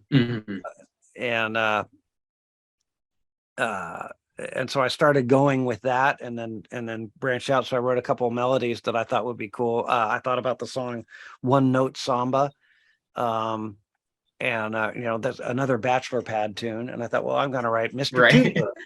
So one of my tunes is Tuba. And then once I had that direction, then I brought in Brother Dave on drums again, and Floyd Domino again, but this time I hooked him up with the steel drum sound. So he's to give you an idea of who Floyd Domino is. How can I do it? He's the wheel keyboardist for many years. How many Grammys does he have? Start there. Yeah, he's got a ton of Grammys. One time he played in Asleep at the Wheel for a lot of years, and after he quit, somebody called up Ray Benson, the leader of Asleep at the Wheel, and said, "Hey, do you know anyone who plays piano like Floyd Domino does?" "Well, how come?" He said, "Well, I've written a musical called Best Little Whorehouse in Texas around his style, around Floyd Domino's style of piano playing, and I sure could use somebody like him." And of course, Ray goes, "Well, Floyd ain't doing nothing right now." So, the pit band. It comes full circle because the project I'm working on now, well, there's Floyd in his little cowboy hat. Yeah, there is. Red big band jazz thing, but yeah, he's featured soloist, so he's all over the place. Oh yeah. Wow, That's he's playing awesome. with Red. That's great. Yeah. So he was great. And then I think I had is there steel guitar on that too? I think so. It definitely sounded like it. John Ely. John Ely. God dog. Yeah, that guy's good. He He used to play steel. when they do the pedal steel convention in Hawaii. He'd do the exhibition playing. So people could go, "Oh, that's how it's done. I get it." So it was a pretty good band. And so I gave them the lead charts. I just gave them the melody and the chords and said, "Okay, let's improv on this for a little bit." And I think Kevin played bass. I don't know if you guys did. Where were you guys? I wanted to do this one by myself because I don't remember being on Freddy Fish at all. Now, Yeah. and sometimes we were busy with other projects times too. So I don't remember what though. Yeah, I think we were I remember things like there's a battle area Toshinden, there was a Mario chess, there were like conversions that we had to do, some of these things. Did the Mario typing, yeah. Mario typing, yeah, that was it. Mhm. I think Yeah. I was on the Berenstain project by then, just the Mhm. multimedia stuff. Oh, Joe, That was Joe, kinda like- early when you weren't on, Tim, when you were gone, Tim took the moment to say, "Well, tell me about yourself, Jude." He says, "How young of a," and I'm going to say this because George said it to me. How young of a man are you? You remember Stan saying that to you? Oh, you're muted, Joe. Oh, But- I yeah, have- yes, he said a lot of funny things. I have two quick little questions for Joe and Dave. Joe, is it true? George once mentioned to me you would master your music using a children's cassette player, or that there was some music you did master that way to make sure it sounded. Yeah, when I did the children's music, I would make a cassette and pop it in my my kids' Fisher Price jam box, which is right here somewhere. I think I had the same one as a kid because Everybody saw had one.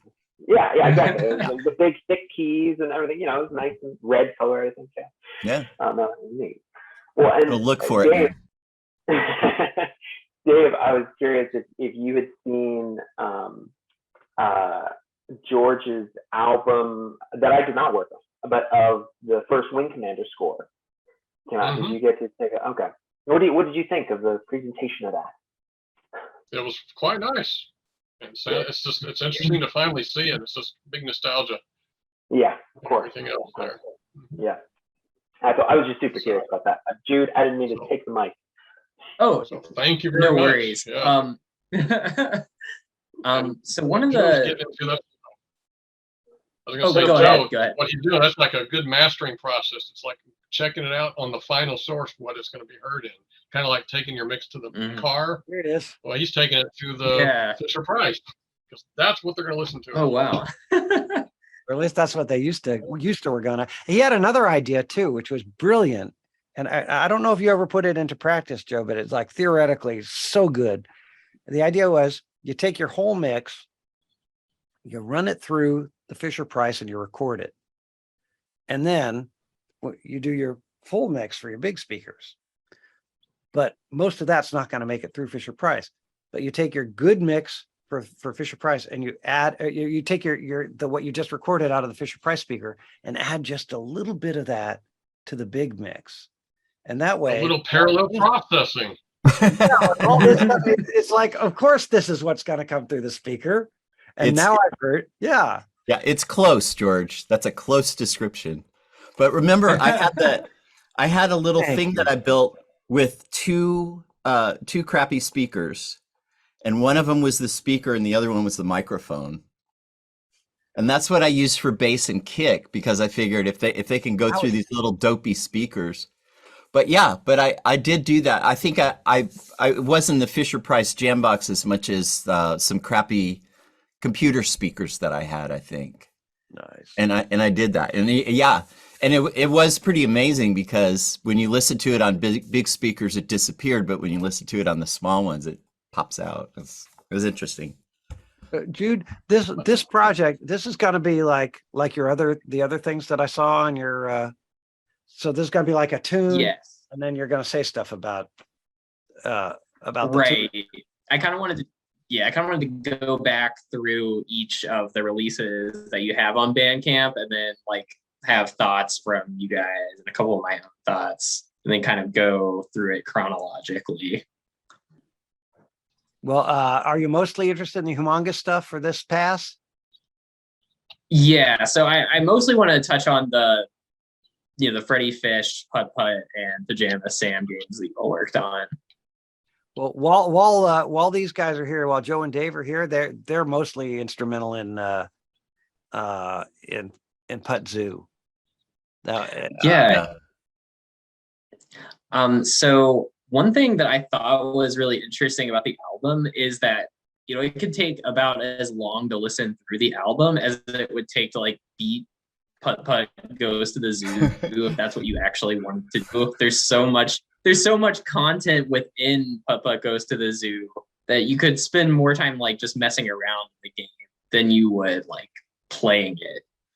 How much time specifically went into creating the soundtrack?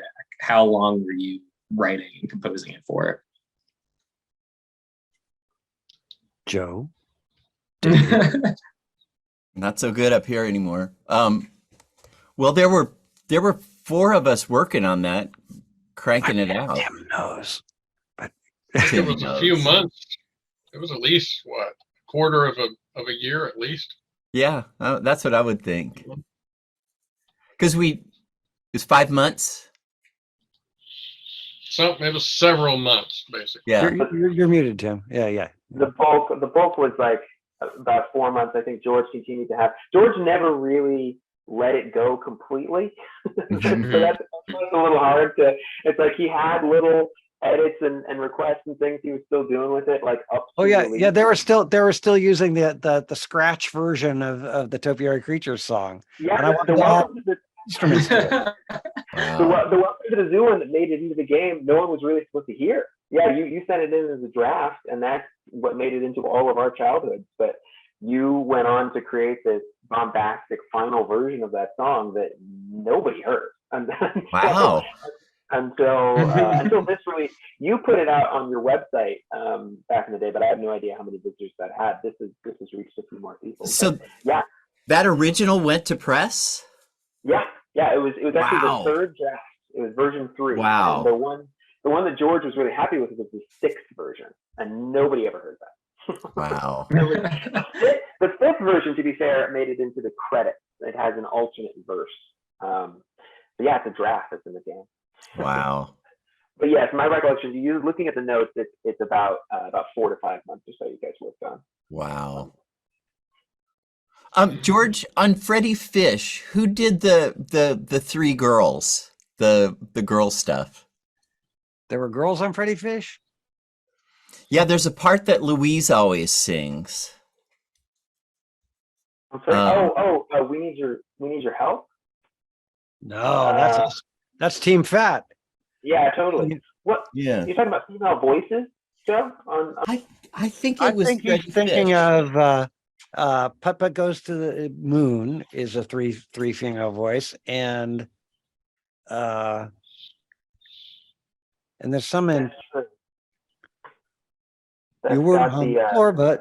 You put yourself in orbit. Putt-Putt. That's Chris O'Connell on. Oh, it is. Yeah. Yeah. On and that is Moon. Yeah, because there's no singing except some Team Fat stuff on Freddy Fish. Oh, okay. Yeah. I wonder what that was. Get her in here. Yeah. So Your camera's gone. I we were- can't stand it. It might. There's something. There's something funky with the computer. It keeps doing that. There's something funny, and they can put that on our tombstones. Yeah, there you go. There's nothing, man. How many times did we hear? Dave's got this demeanor that you're seeing, and that's his demeanor until something goes wrong with the computer. Oh yeah. Yes. Joe, you were right next to him. That classic Windows fuck up. The giant unk. I would hear Dave. I would hear Dave in the other room, and there'd be all this great, incredible symphonic stuff, and then I'd hear the bump. It was like, wait for it, and then I'd hear, God damn it, and then I'd hear a keyboard crash into the desk and the tinkle of keys falling around. How many keyboards did you go through, Dave? I don't know that many. Boys, back in the day, keyboards used to have these keys that would tinkle. Right. Yeah. Actually, I like the You know, ones there's a joke.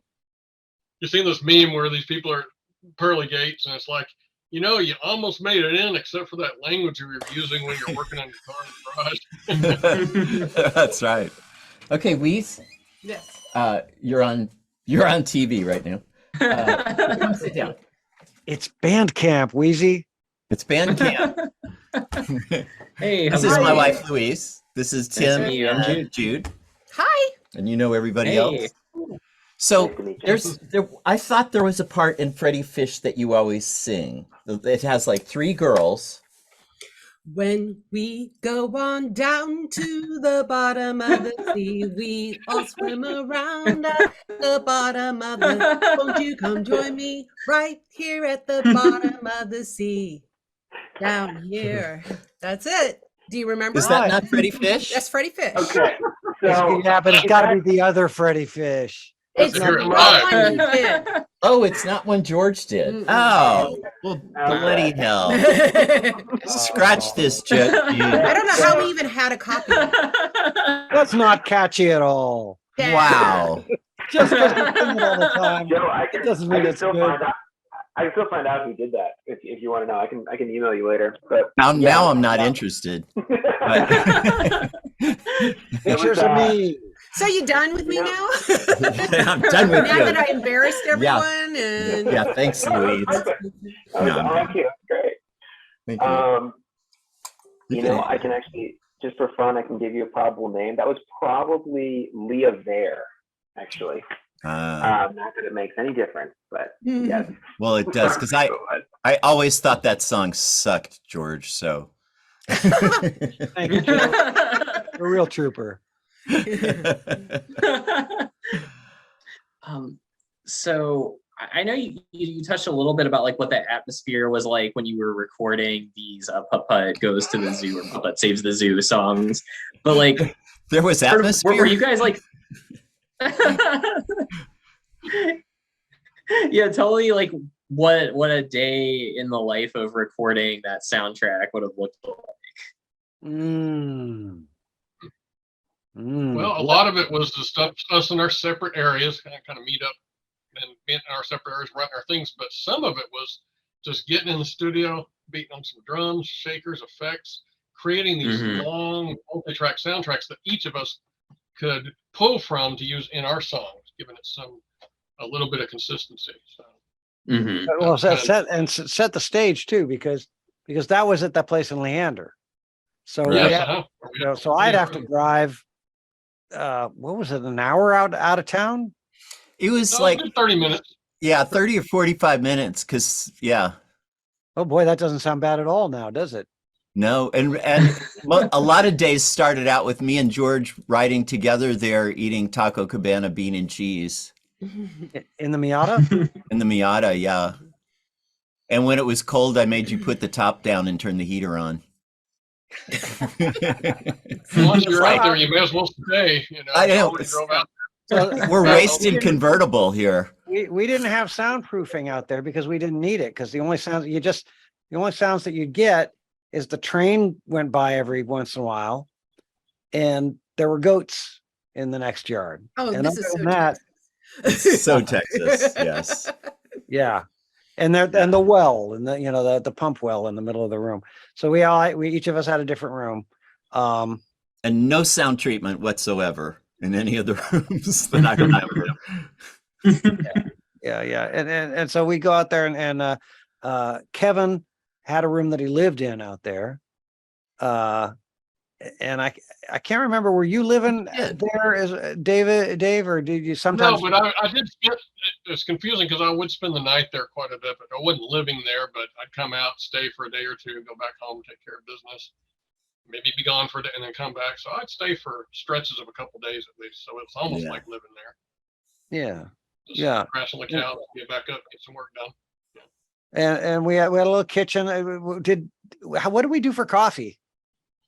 We had a coffee pot, and we would take turns bringing coffee. Mexican Altura was our favorite. And then you told me, I brought decaf one day, and you said, draw a skull and crossbones on that. Oh, yeah. Yeah, I didn't want anyone getting into that. That's right. Kevin had a dog, and we had a cat. So Maurice was out there, and his habit would be to put his head underneath the water. When you try to wash your hands, he just liked to put his head under the water. I guess he did that when Kevin was peeing too. Yeah. Sparky wasn't any smarter. The dog was not any smarter. No, we had a guest out, Matt. I can't remember his last name, but he was very elegant. He's a super good looking guy, and I don't know why he was there. But well, you were always having good looking guys out there. Well, that's true. Yeah. Yeah. And I would spend the night out there a lot too. So, but Matt, he came into my room after he peed and he said, he said I was peeing. And all of a sudden, he said I was looking up, and all of a sudden, I couldn't hear any pee hitting the toilet.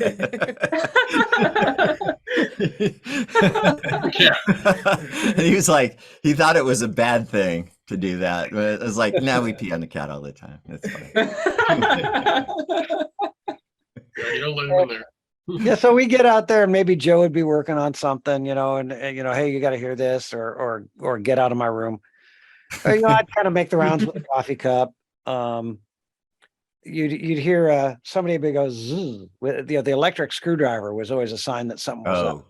Yeah. So we had one electric screwdriver that we shared, and we were always building stuff. We were always moving things in and out of racks.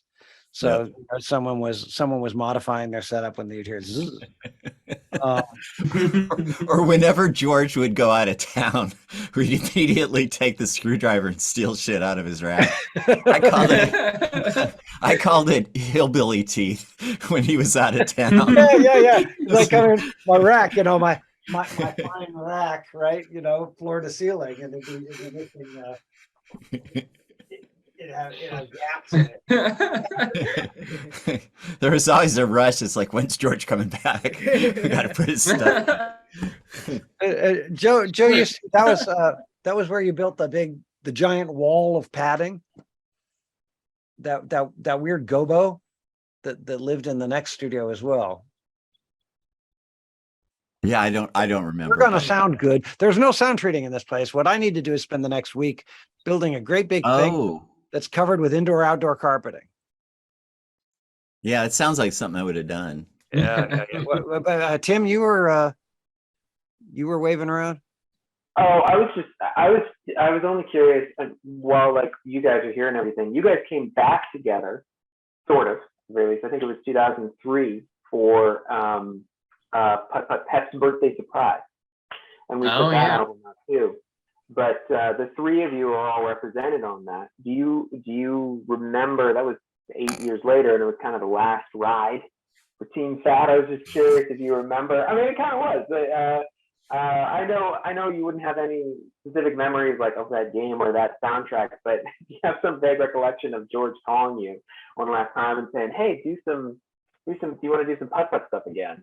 Joe, does that ring a bell at all? Joe was still. We were at a different studio by then. We were at Abbey Trails by then, which was in Austin proper. And Joe still had his room at the end of a long hall.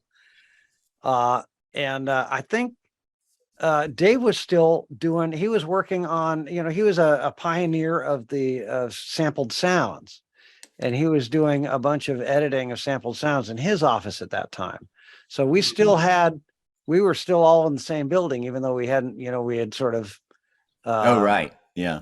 Yeah. I don't know if we'd officially terminated by then. I don't think, I don't remember if we had or not. I don't think we ever officially terminated. It's just. No. It just kind of went to contract basis. There was not really any steady work or not doing a monthly stipend or anything like that. We just, So I went with Nemesis for a while, and when that was over, I came back, moved back in, and continued to do a lot of contract work. Yeah. Yeah. Oh, that was cool. That's nice. But I remember one of you guys did cake making, baking stuff, and basically I tried to break off pieces. I tried to break off pieces of it and hand them to. Yeah. It sounds really good. What I'm impressed by with that one is Dave clearly having so much more of a well synthesized orchestra that he employed for. There's some mini games where you bake a cake, things like that. He helped out a magician in a library or something, and he named that one Harry Potty. Which is pretty great. I probably named it when he turned it in. Big namer. And Joe just got a number on it when I get done with it, He comes up with a name. Dave produced the only one for Zoo that I had to rename. It was for the Rapid, we were going over waterfalls and stuff, and Dave did this very cinematic, high energy score, and he called it "Holy Shit." And I was like, yeah, I can't put that on the album. So I changed it. I was all for like maintaining composer integrity, and I changed it to "Holy Cow." And we emailed Dave. That was my first contact with Dave years ago. Well, remember, like, yeah. these names were just kind of internal anyway. Exactly. Yeah. No one's ever going to see this. I was We making, had no idea there was a Tim Knox out there. Thanks, There Tim. wasn't. and then Joe, for Pep's birthday surprise, his last album, Joe drew really beautifully on the motifs from Zoo, which is probably was kind of a default. You were like, what? Yeah. Okay, fine. Yeah, I'll do something. But it's really, really nice stuff. You guys both did some really very beautiful work for it. Is any of that on the album? Yeah. This is the last album I just put in the chat here. Oh, okay. It's all of it. Did you read the chat, Joe? Can you see that? I can. I didn't. I saw it came in. I just No cut worries. and pasted it for you because it's going to disappear when it's over. Yeah. No, I recommend. I personally would love to hear what you guys think of, because I worked very, very hard on those albums. And it was fun, and I'd be delighted if you guys got anything out of them. But yeah, there's some really good stuff there. Joe's stuff is really, really beautiful on Birthday Surprise. George comes out in rare form as well with his beautiful vocal tunes, and Dave's orchestra sounds better than it does on any of the other albums. It really showcases the talent we each brought to it, I think. And I was really proud to be. And we can't remember doing it. That's the sweet part. That's the sweet part. So I've got, let me just be clear. Sure. I've got the Fat Man and Team Fat Bandcamp. That's where you can see all the albums. Yeah, Okay. I just bang around on there. And then I have some other. The others, I just highlighted two of the albums we were talking about at the time. There's the I Zoo gotcha. album there, and then I put in the Pep's Birthday Surprise album just to Okay, draw them out. So yeah, gotcha. all your stuff is there. Oh, that's so cool. Yeah, so Dave's specialty sort of is the orchestral stuff, Jude. And what's Joe's specialty? You know, I remember in Putt-Putt Saves the Zoo, Joe, you were leaning ethnic for a minute there. You were like you were trying to do the Paul Simon cultural appropriation thing. Yeah, there are a lot of like African percussion on the Putt-Putt Goes to the Zoo album. Yeah. Well, Now- some of that was the stuff that we all recorded that we could pull from. Some of that. Oh yeah. Now the story about that. Yeah, Joe, you're about to say something. But Well, that was all. Didn't we have Dave just do? Not Dave Govett, but your brother. Didn't we have him and a bunch of percussionists do a bunch of shit too? well, you've probably figured out that my brother plays drums and he's got a bunch of Grammys and whatnot, and he got together with Brandon Temple. Is that the name? Yeah. Like the coolest Brandon Temple, and I want to say James Fenner. Yeah, I don't know. And Chris Searles. Yeah. Oh, Chris Seals. Yeah. 2020. Yeah, so like the coolest percussion players in Austin. Yep. And I said, okay, here's what I want you to do: get an ADAT tape, which is 8-track multi-track. We weren't recording on computers yet, and fill that with something that sounds like jungle and jungle. We've got jungle, grassland, and Arctic, but mostly, you know, I need jungle. And he still talks about that as one of his happiest gigs. Were you there for that, George? I was not there. Okay. But Yeah. he was like, nobody gets to do that anymore. We got to just be free. Yeah. We got a direction and go, and here's your tape at the end of it. I hope it's good. Oh, with two other of the best guys in town too. Yeah. Yeah, it was like having a college percussion ensemble and just turned them loose, basically. Yeah. You know, we took those tapes and in some places we played them raw in the game. And in some places we used it. So that's those incessant drums. When you see that credit, thanks to Tim for so Yeah. and so I gave the boys their you know, I said, write what you write, but if you need to use a percussion track, pull it off of these. So some of our stuff is based on those as the percussion foundation. And some of them were done as Arctic, you know, the guys got out the little instruments, tiki tiki tiki tick, and beautifully wrote some things over that. Cindy, look, it's Team Fat. She has no respect for us. And Louise, She laughs every time he says Come Team here, Fat. Cindy, so Hey, I can Cindy. see you. Hi. Blessings, blessings. Hi, Cindy. she just got back from a real gig. Aw. Yeah, well, you know, now that we're doing this, we should get Gilbert to do another one and just do another one for the hell of it. You know, he's been doing stuff. He hadn't called us. You know, Ebert did another Zombies Ate My Neighbors. He did this Gilbert did? Succession. No, Mike Ebert. Oh. And he didn't call you know, us. Well, you know what? I was busy anyway. So was I. Yeah. So I've been trying to convince George that the soundtrack for Zombies Ate My Neighbors is much beloved, and I believe George has the masters. And I've been working with him. Disney technically owns it now, so it's gonna be hard. It's gonna be hard if even, you know. Yeah. Oh yeah. Hey, we've got a Bandcamp guy here. So Yeah. Jude, if a person, let's say theoretically, and I'm not, don't want to put you on the spot, but let's say a person had some really cool music that they didn't have exactly complete rights to, but they wrote it and performed it and they put it on Bandcamp. I mean, does that ever happen? It does happen, but unfortunately, I think they've really started to kind of crack down on. Dude, you're not my friend anymore.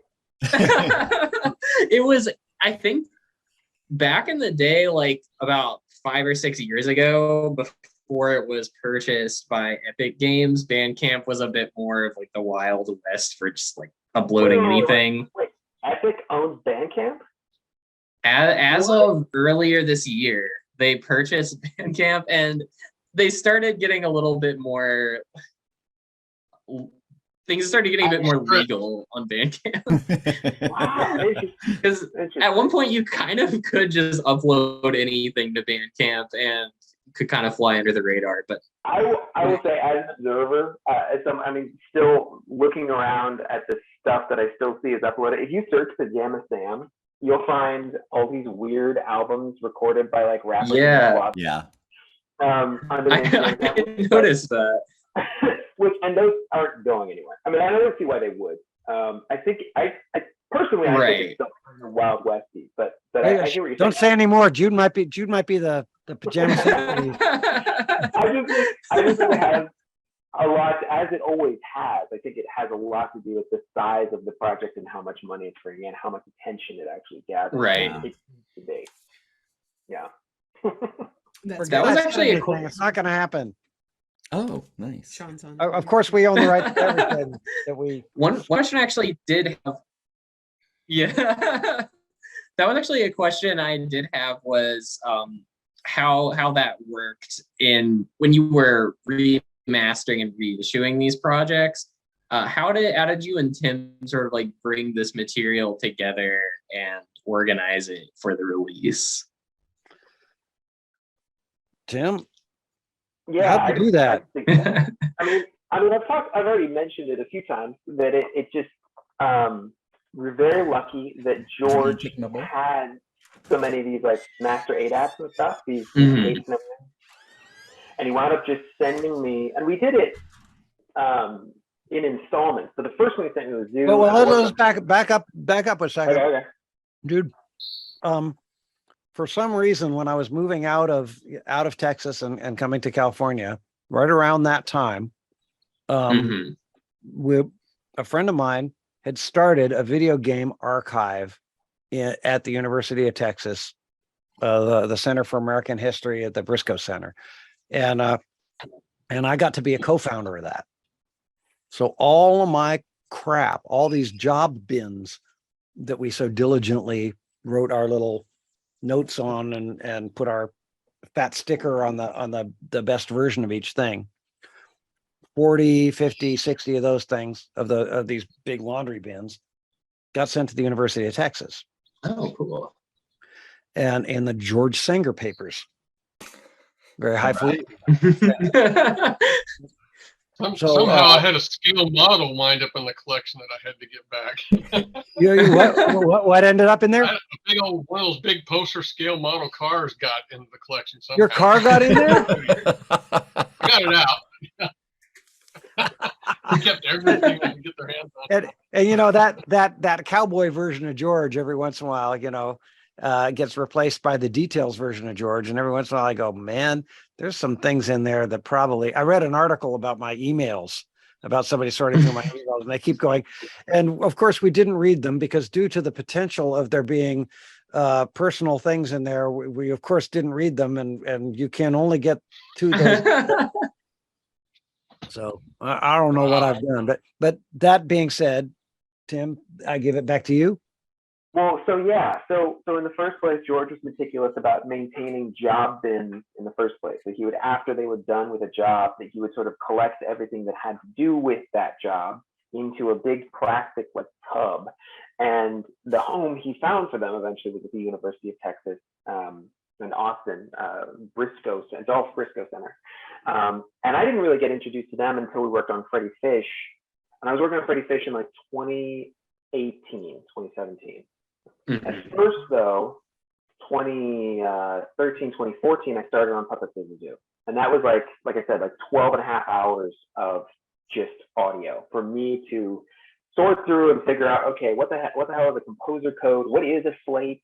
A slate, by the way, a slate is it's an announcement on the tape. As you're listening to the tape, it says, George Sanger. I can't think of I listened to this like so many times, but I can't think of what they actually said now. But it was like George Sanger, and this composition is called like whatever, and it's like for this purpose. And then, which is really, really helpful if you're trying to determine what you're about to hear and what it's for. So yeah, he gave me all the audio, and I had to figure out. There's about 3 hours of unique audio in that like 12 and a half hours of audio. And that includes all kinds of duplicates and safeties and clones. And then there was a massive difference between all the stuff they composed that did make it into the game, and then the versions of stuff that they didn't. And then there was versions of stuff that they didn't that was completely unusable. And it was just like Joe humming to himself, layered in 8 layers or something, trying to work something out. Like, it's like, I'm not going to release that. But then there's other stuff where it's like one of Dave's, like, the finished composition that's good. It just didn't quite fit the game. And I had to make those decisions about, okay, that makes it into the album. That's really good. And really, almost everything went in. That's why the album is so long. I think the next one I worked on was, I think it was Freddy Fish. And each one I got faster with because I started to learn their systems and I got to know George's handwriting a lot better. And there were all kinds of scans of notes, faxes, and emails that I would go over to try to place the timeline of like what this stuff was. And I had a lot of fun with it. So Freddy Fish came, and that one we had to collaborate with the Adolph Briscoe Center, the video game archive. We had a curator and another one of the staff there who had to hunt down and physically find. He like texted me a photo of the tapes and said, "Are these them?"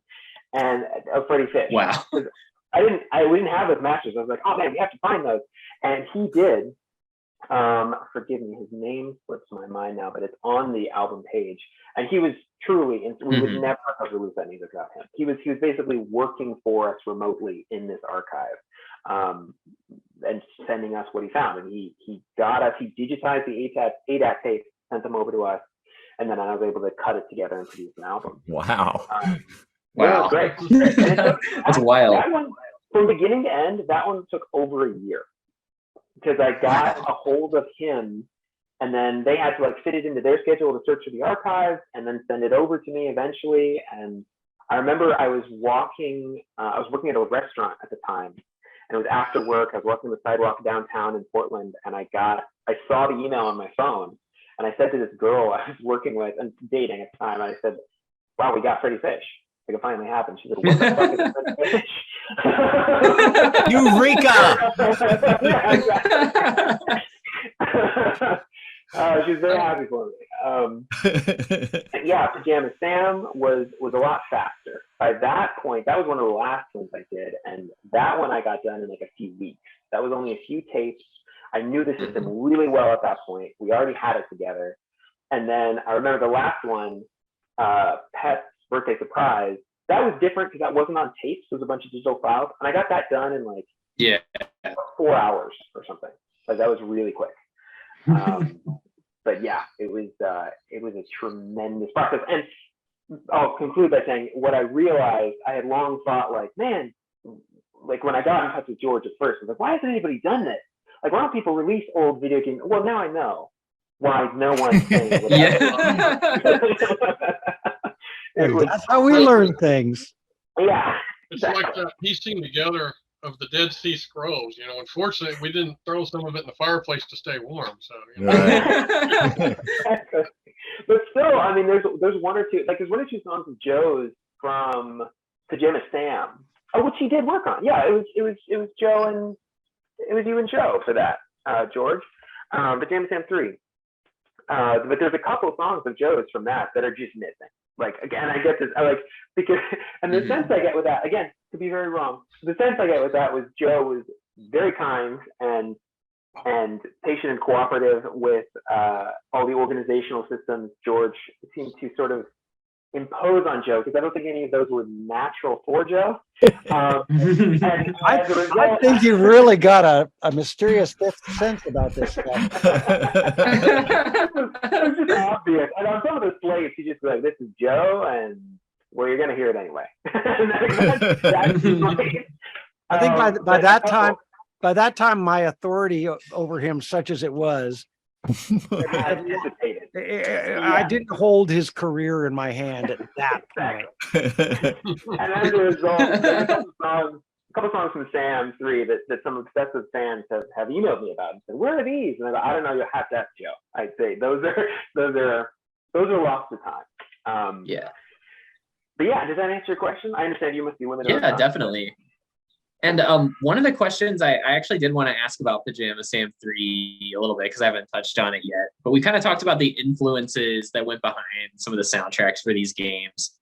And I kind of feel like there's a cool like film noir element to the Pajama Sam soundtrack. Is there anything in particular that was like an influence on it, or you had in mind while you were composing it? Trying to think of some of the songs from that.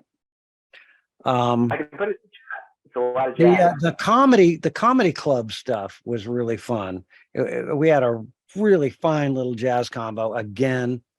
Floyd Domino, and I remember on a couple of things he did some wild soloing because I gave him. I was Cocaine, feeling full of myself. I was like, I said, go wild on this one. I said, wait a minute. Oh, or can't you? Maybe the great, Floyd Domino, maybe you're not capable. And, and I did the same thing with the sax player. He's like, this is in, he was playing like an E flat sax and I had him doing something in F. And it's like, I said, what's the matter? Is that a little trouble for you, Elias? And so I was being that guy. And for some reason with that combo, it worked. And they're like, yeah, screw you, man. I'm going to do this. That was my contribution. They brought all the skill and the years of work. I brought the sarcasm. I brought the sarcasm, made it work. Yeah. But I was trying for a little comedy club stuff there. Oh gosh, Joe, that was the one with who's going to be at the party. So Joe had just learned saxophone. And when I say learned, I can't emphasize how big these things are. You know, oh, he was kicking it, and he was doing that was who's gonna be at the party, and you put a bunch of sax. Wah, wah, wah, wah, wah, wah. Wow. I don't know if you remember that. So you don't remember that one? But the next project I worked on, I revived my trumpet chops just to try to keep up with Joe. But yeah, he wrote the Who's Gonna Be at the Party thing, Sweet Sugar Party Tonight. He wrote that, but it didn't have lyrics. And I said, well, I can't wait till you get the lyrics on this. I just assumed he was going to write words for it.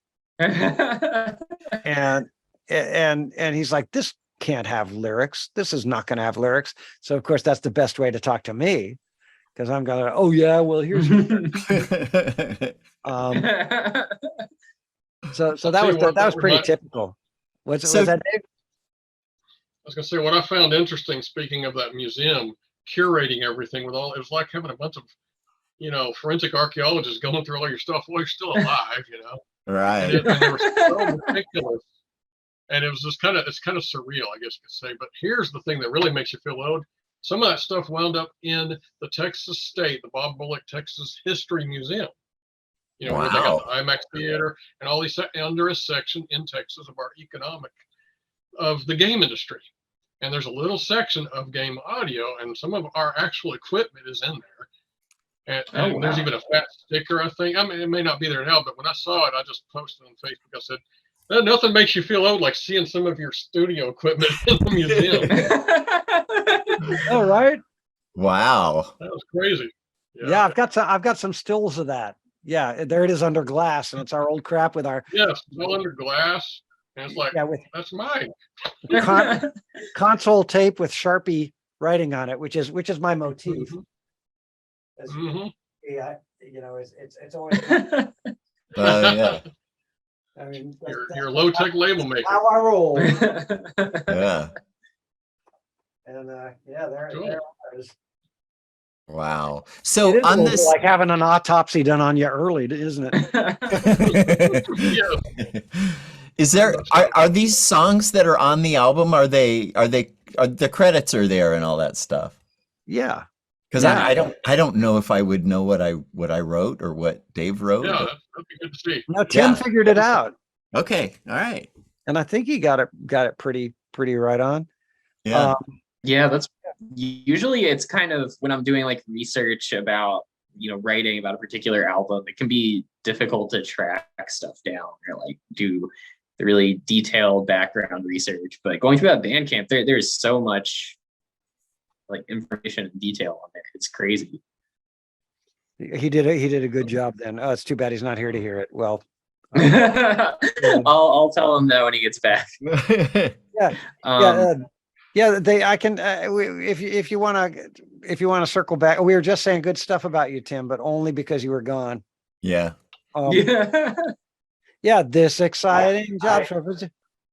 I got to hear your voices while I peed. I didn't cut my audio feed, so yes, I appreciate the but Jude, that frustration of mine is what led me to, and I think you were talking about Bandcamp more broadly too, right? There's a lot of information on so many albums that are there.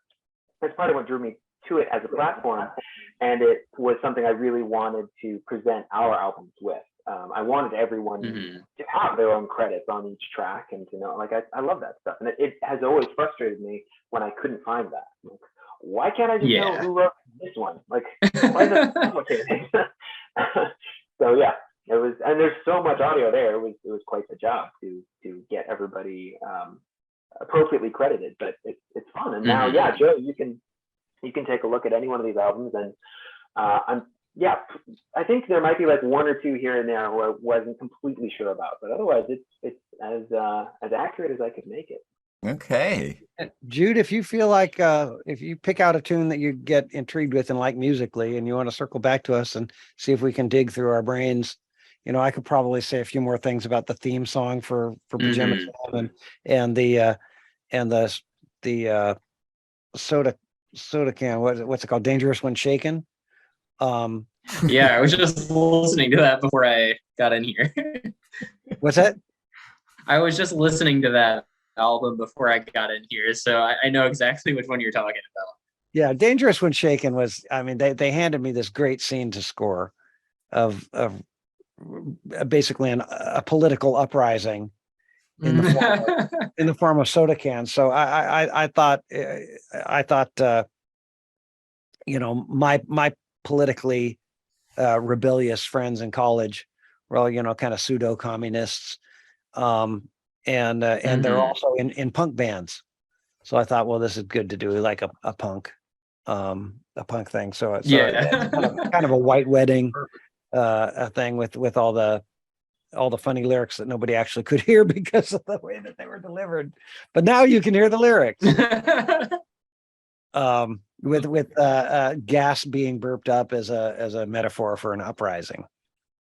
It's very deep.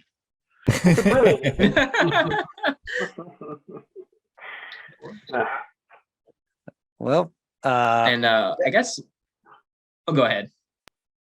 Well, I was starting to back out because I've kept everybody for 2 hours and change. Yeah, I just had one question I wanted to leave everybody with, and it's just one you can answer really quickly. But which of the games that you worked on is your favorite, or which of the Humongous games that you guys worked on is your favorite? I'm gonna let Zoo for me, definitely. Yeah, for Humongous Games, definitely the Putt-Putt and the Zoo. That's the one I had the most. Yeah. And I actually played through it a lot and enjoyed it, just playing it. So Yeah, it was a good one. Game wise, that's a tough one. I definitely liking all the Master of Orion stuff that I did and got to do a rebirth years ago. That's about it. Yeah, for the Humongous ones, I have never wavered off of Zoo, and then Tim keeps showing me great stuff in other games. I'm like, oh, well, I'd forgotten about that, but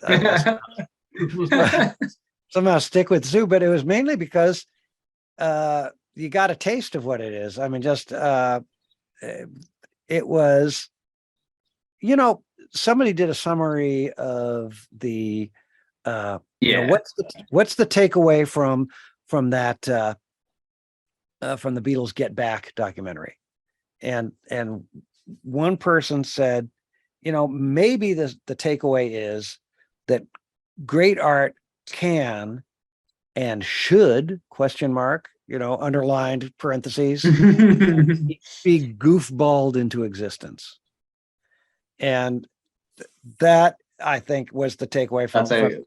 I think we did that, and Bill, let me tell you, man, there's nothing more delightful. And you might make better music in another time, but the sort of goofiness it's in the music, and the friendship is in the music, and that combination that Tim was describing and that I had with these guys of sometimes being very wacky and devil may care, and sometimes really paying attention to the details, and letting those two polarities create some kind of a soup.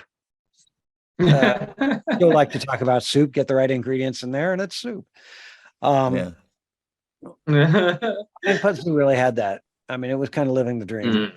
I mean, I wanted us to be the Monkees. I wanted us to be the Beatles, but not the real Monkees, not the real Beatles. The ones as in the TV shows. Right. And I think we came closer to that sometimes than those guys did. Yeah. On that line, we had a woman from some big company come to Fat Lunch with us once.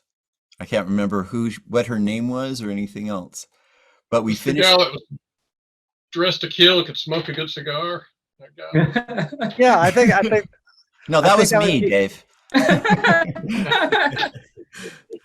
No, but that was the night that Kevin woke up in some. Oh my God! No, not that night. Yeah, we don't talk about that night. Yeah, Kevin.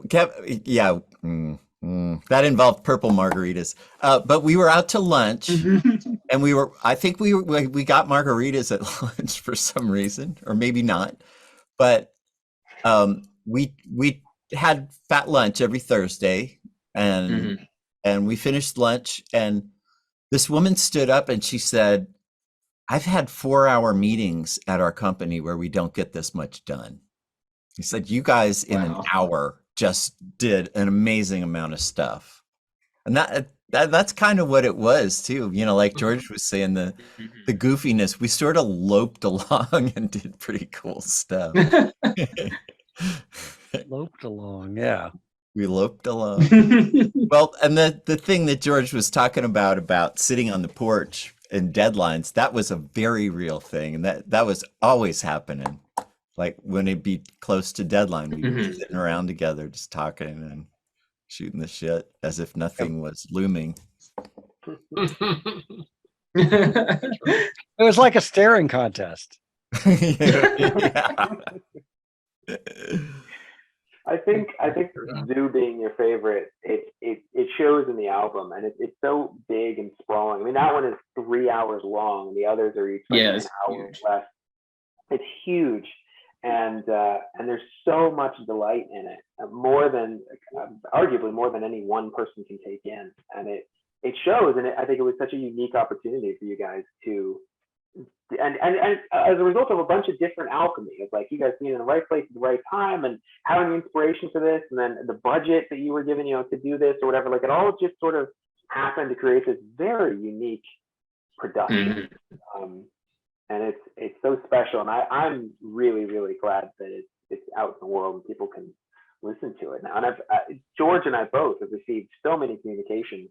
Someone sent a letter to my house. They looked up the business registration in Canada. So a Canadian actually sent a letter to my house.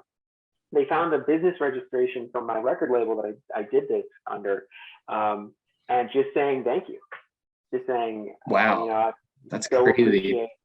Everything, yeah, absolutely, everything you did, and people have been very, very kind and grateful towards me for doing the work to try to get the music out there, and have been effusive towards George, and by proxy towards Joe and Dave as well, and Kevin, for the work they did that affected their childhood so profoundly.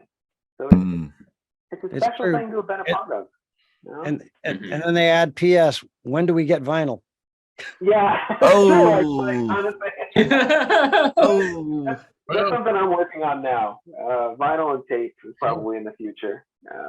But yeah, my concluding note is thank you guys so much, and thanks for having me as part of this, Jude. I appreciate it, and George for inviting me, and Joe and Dave for tolerating my newness.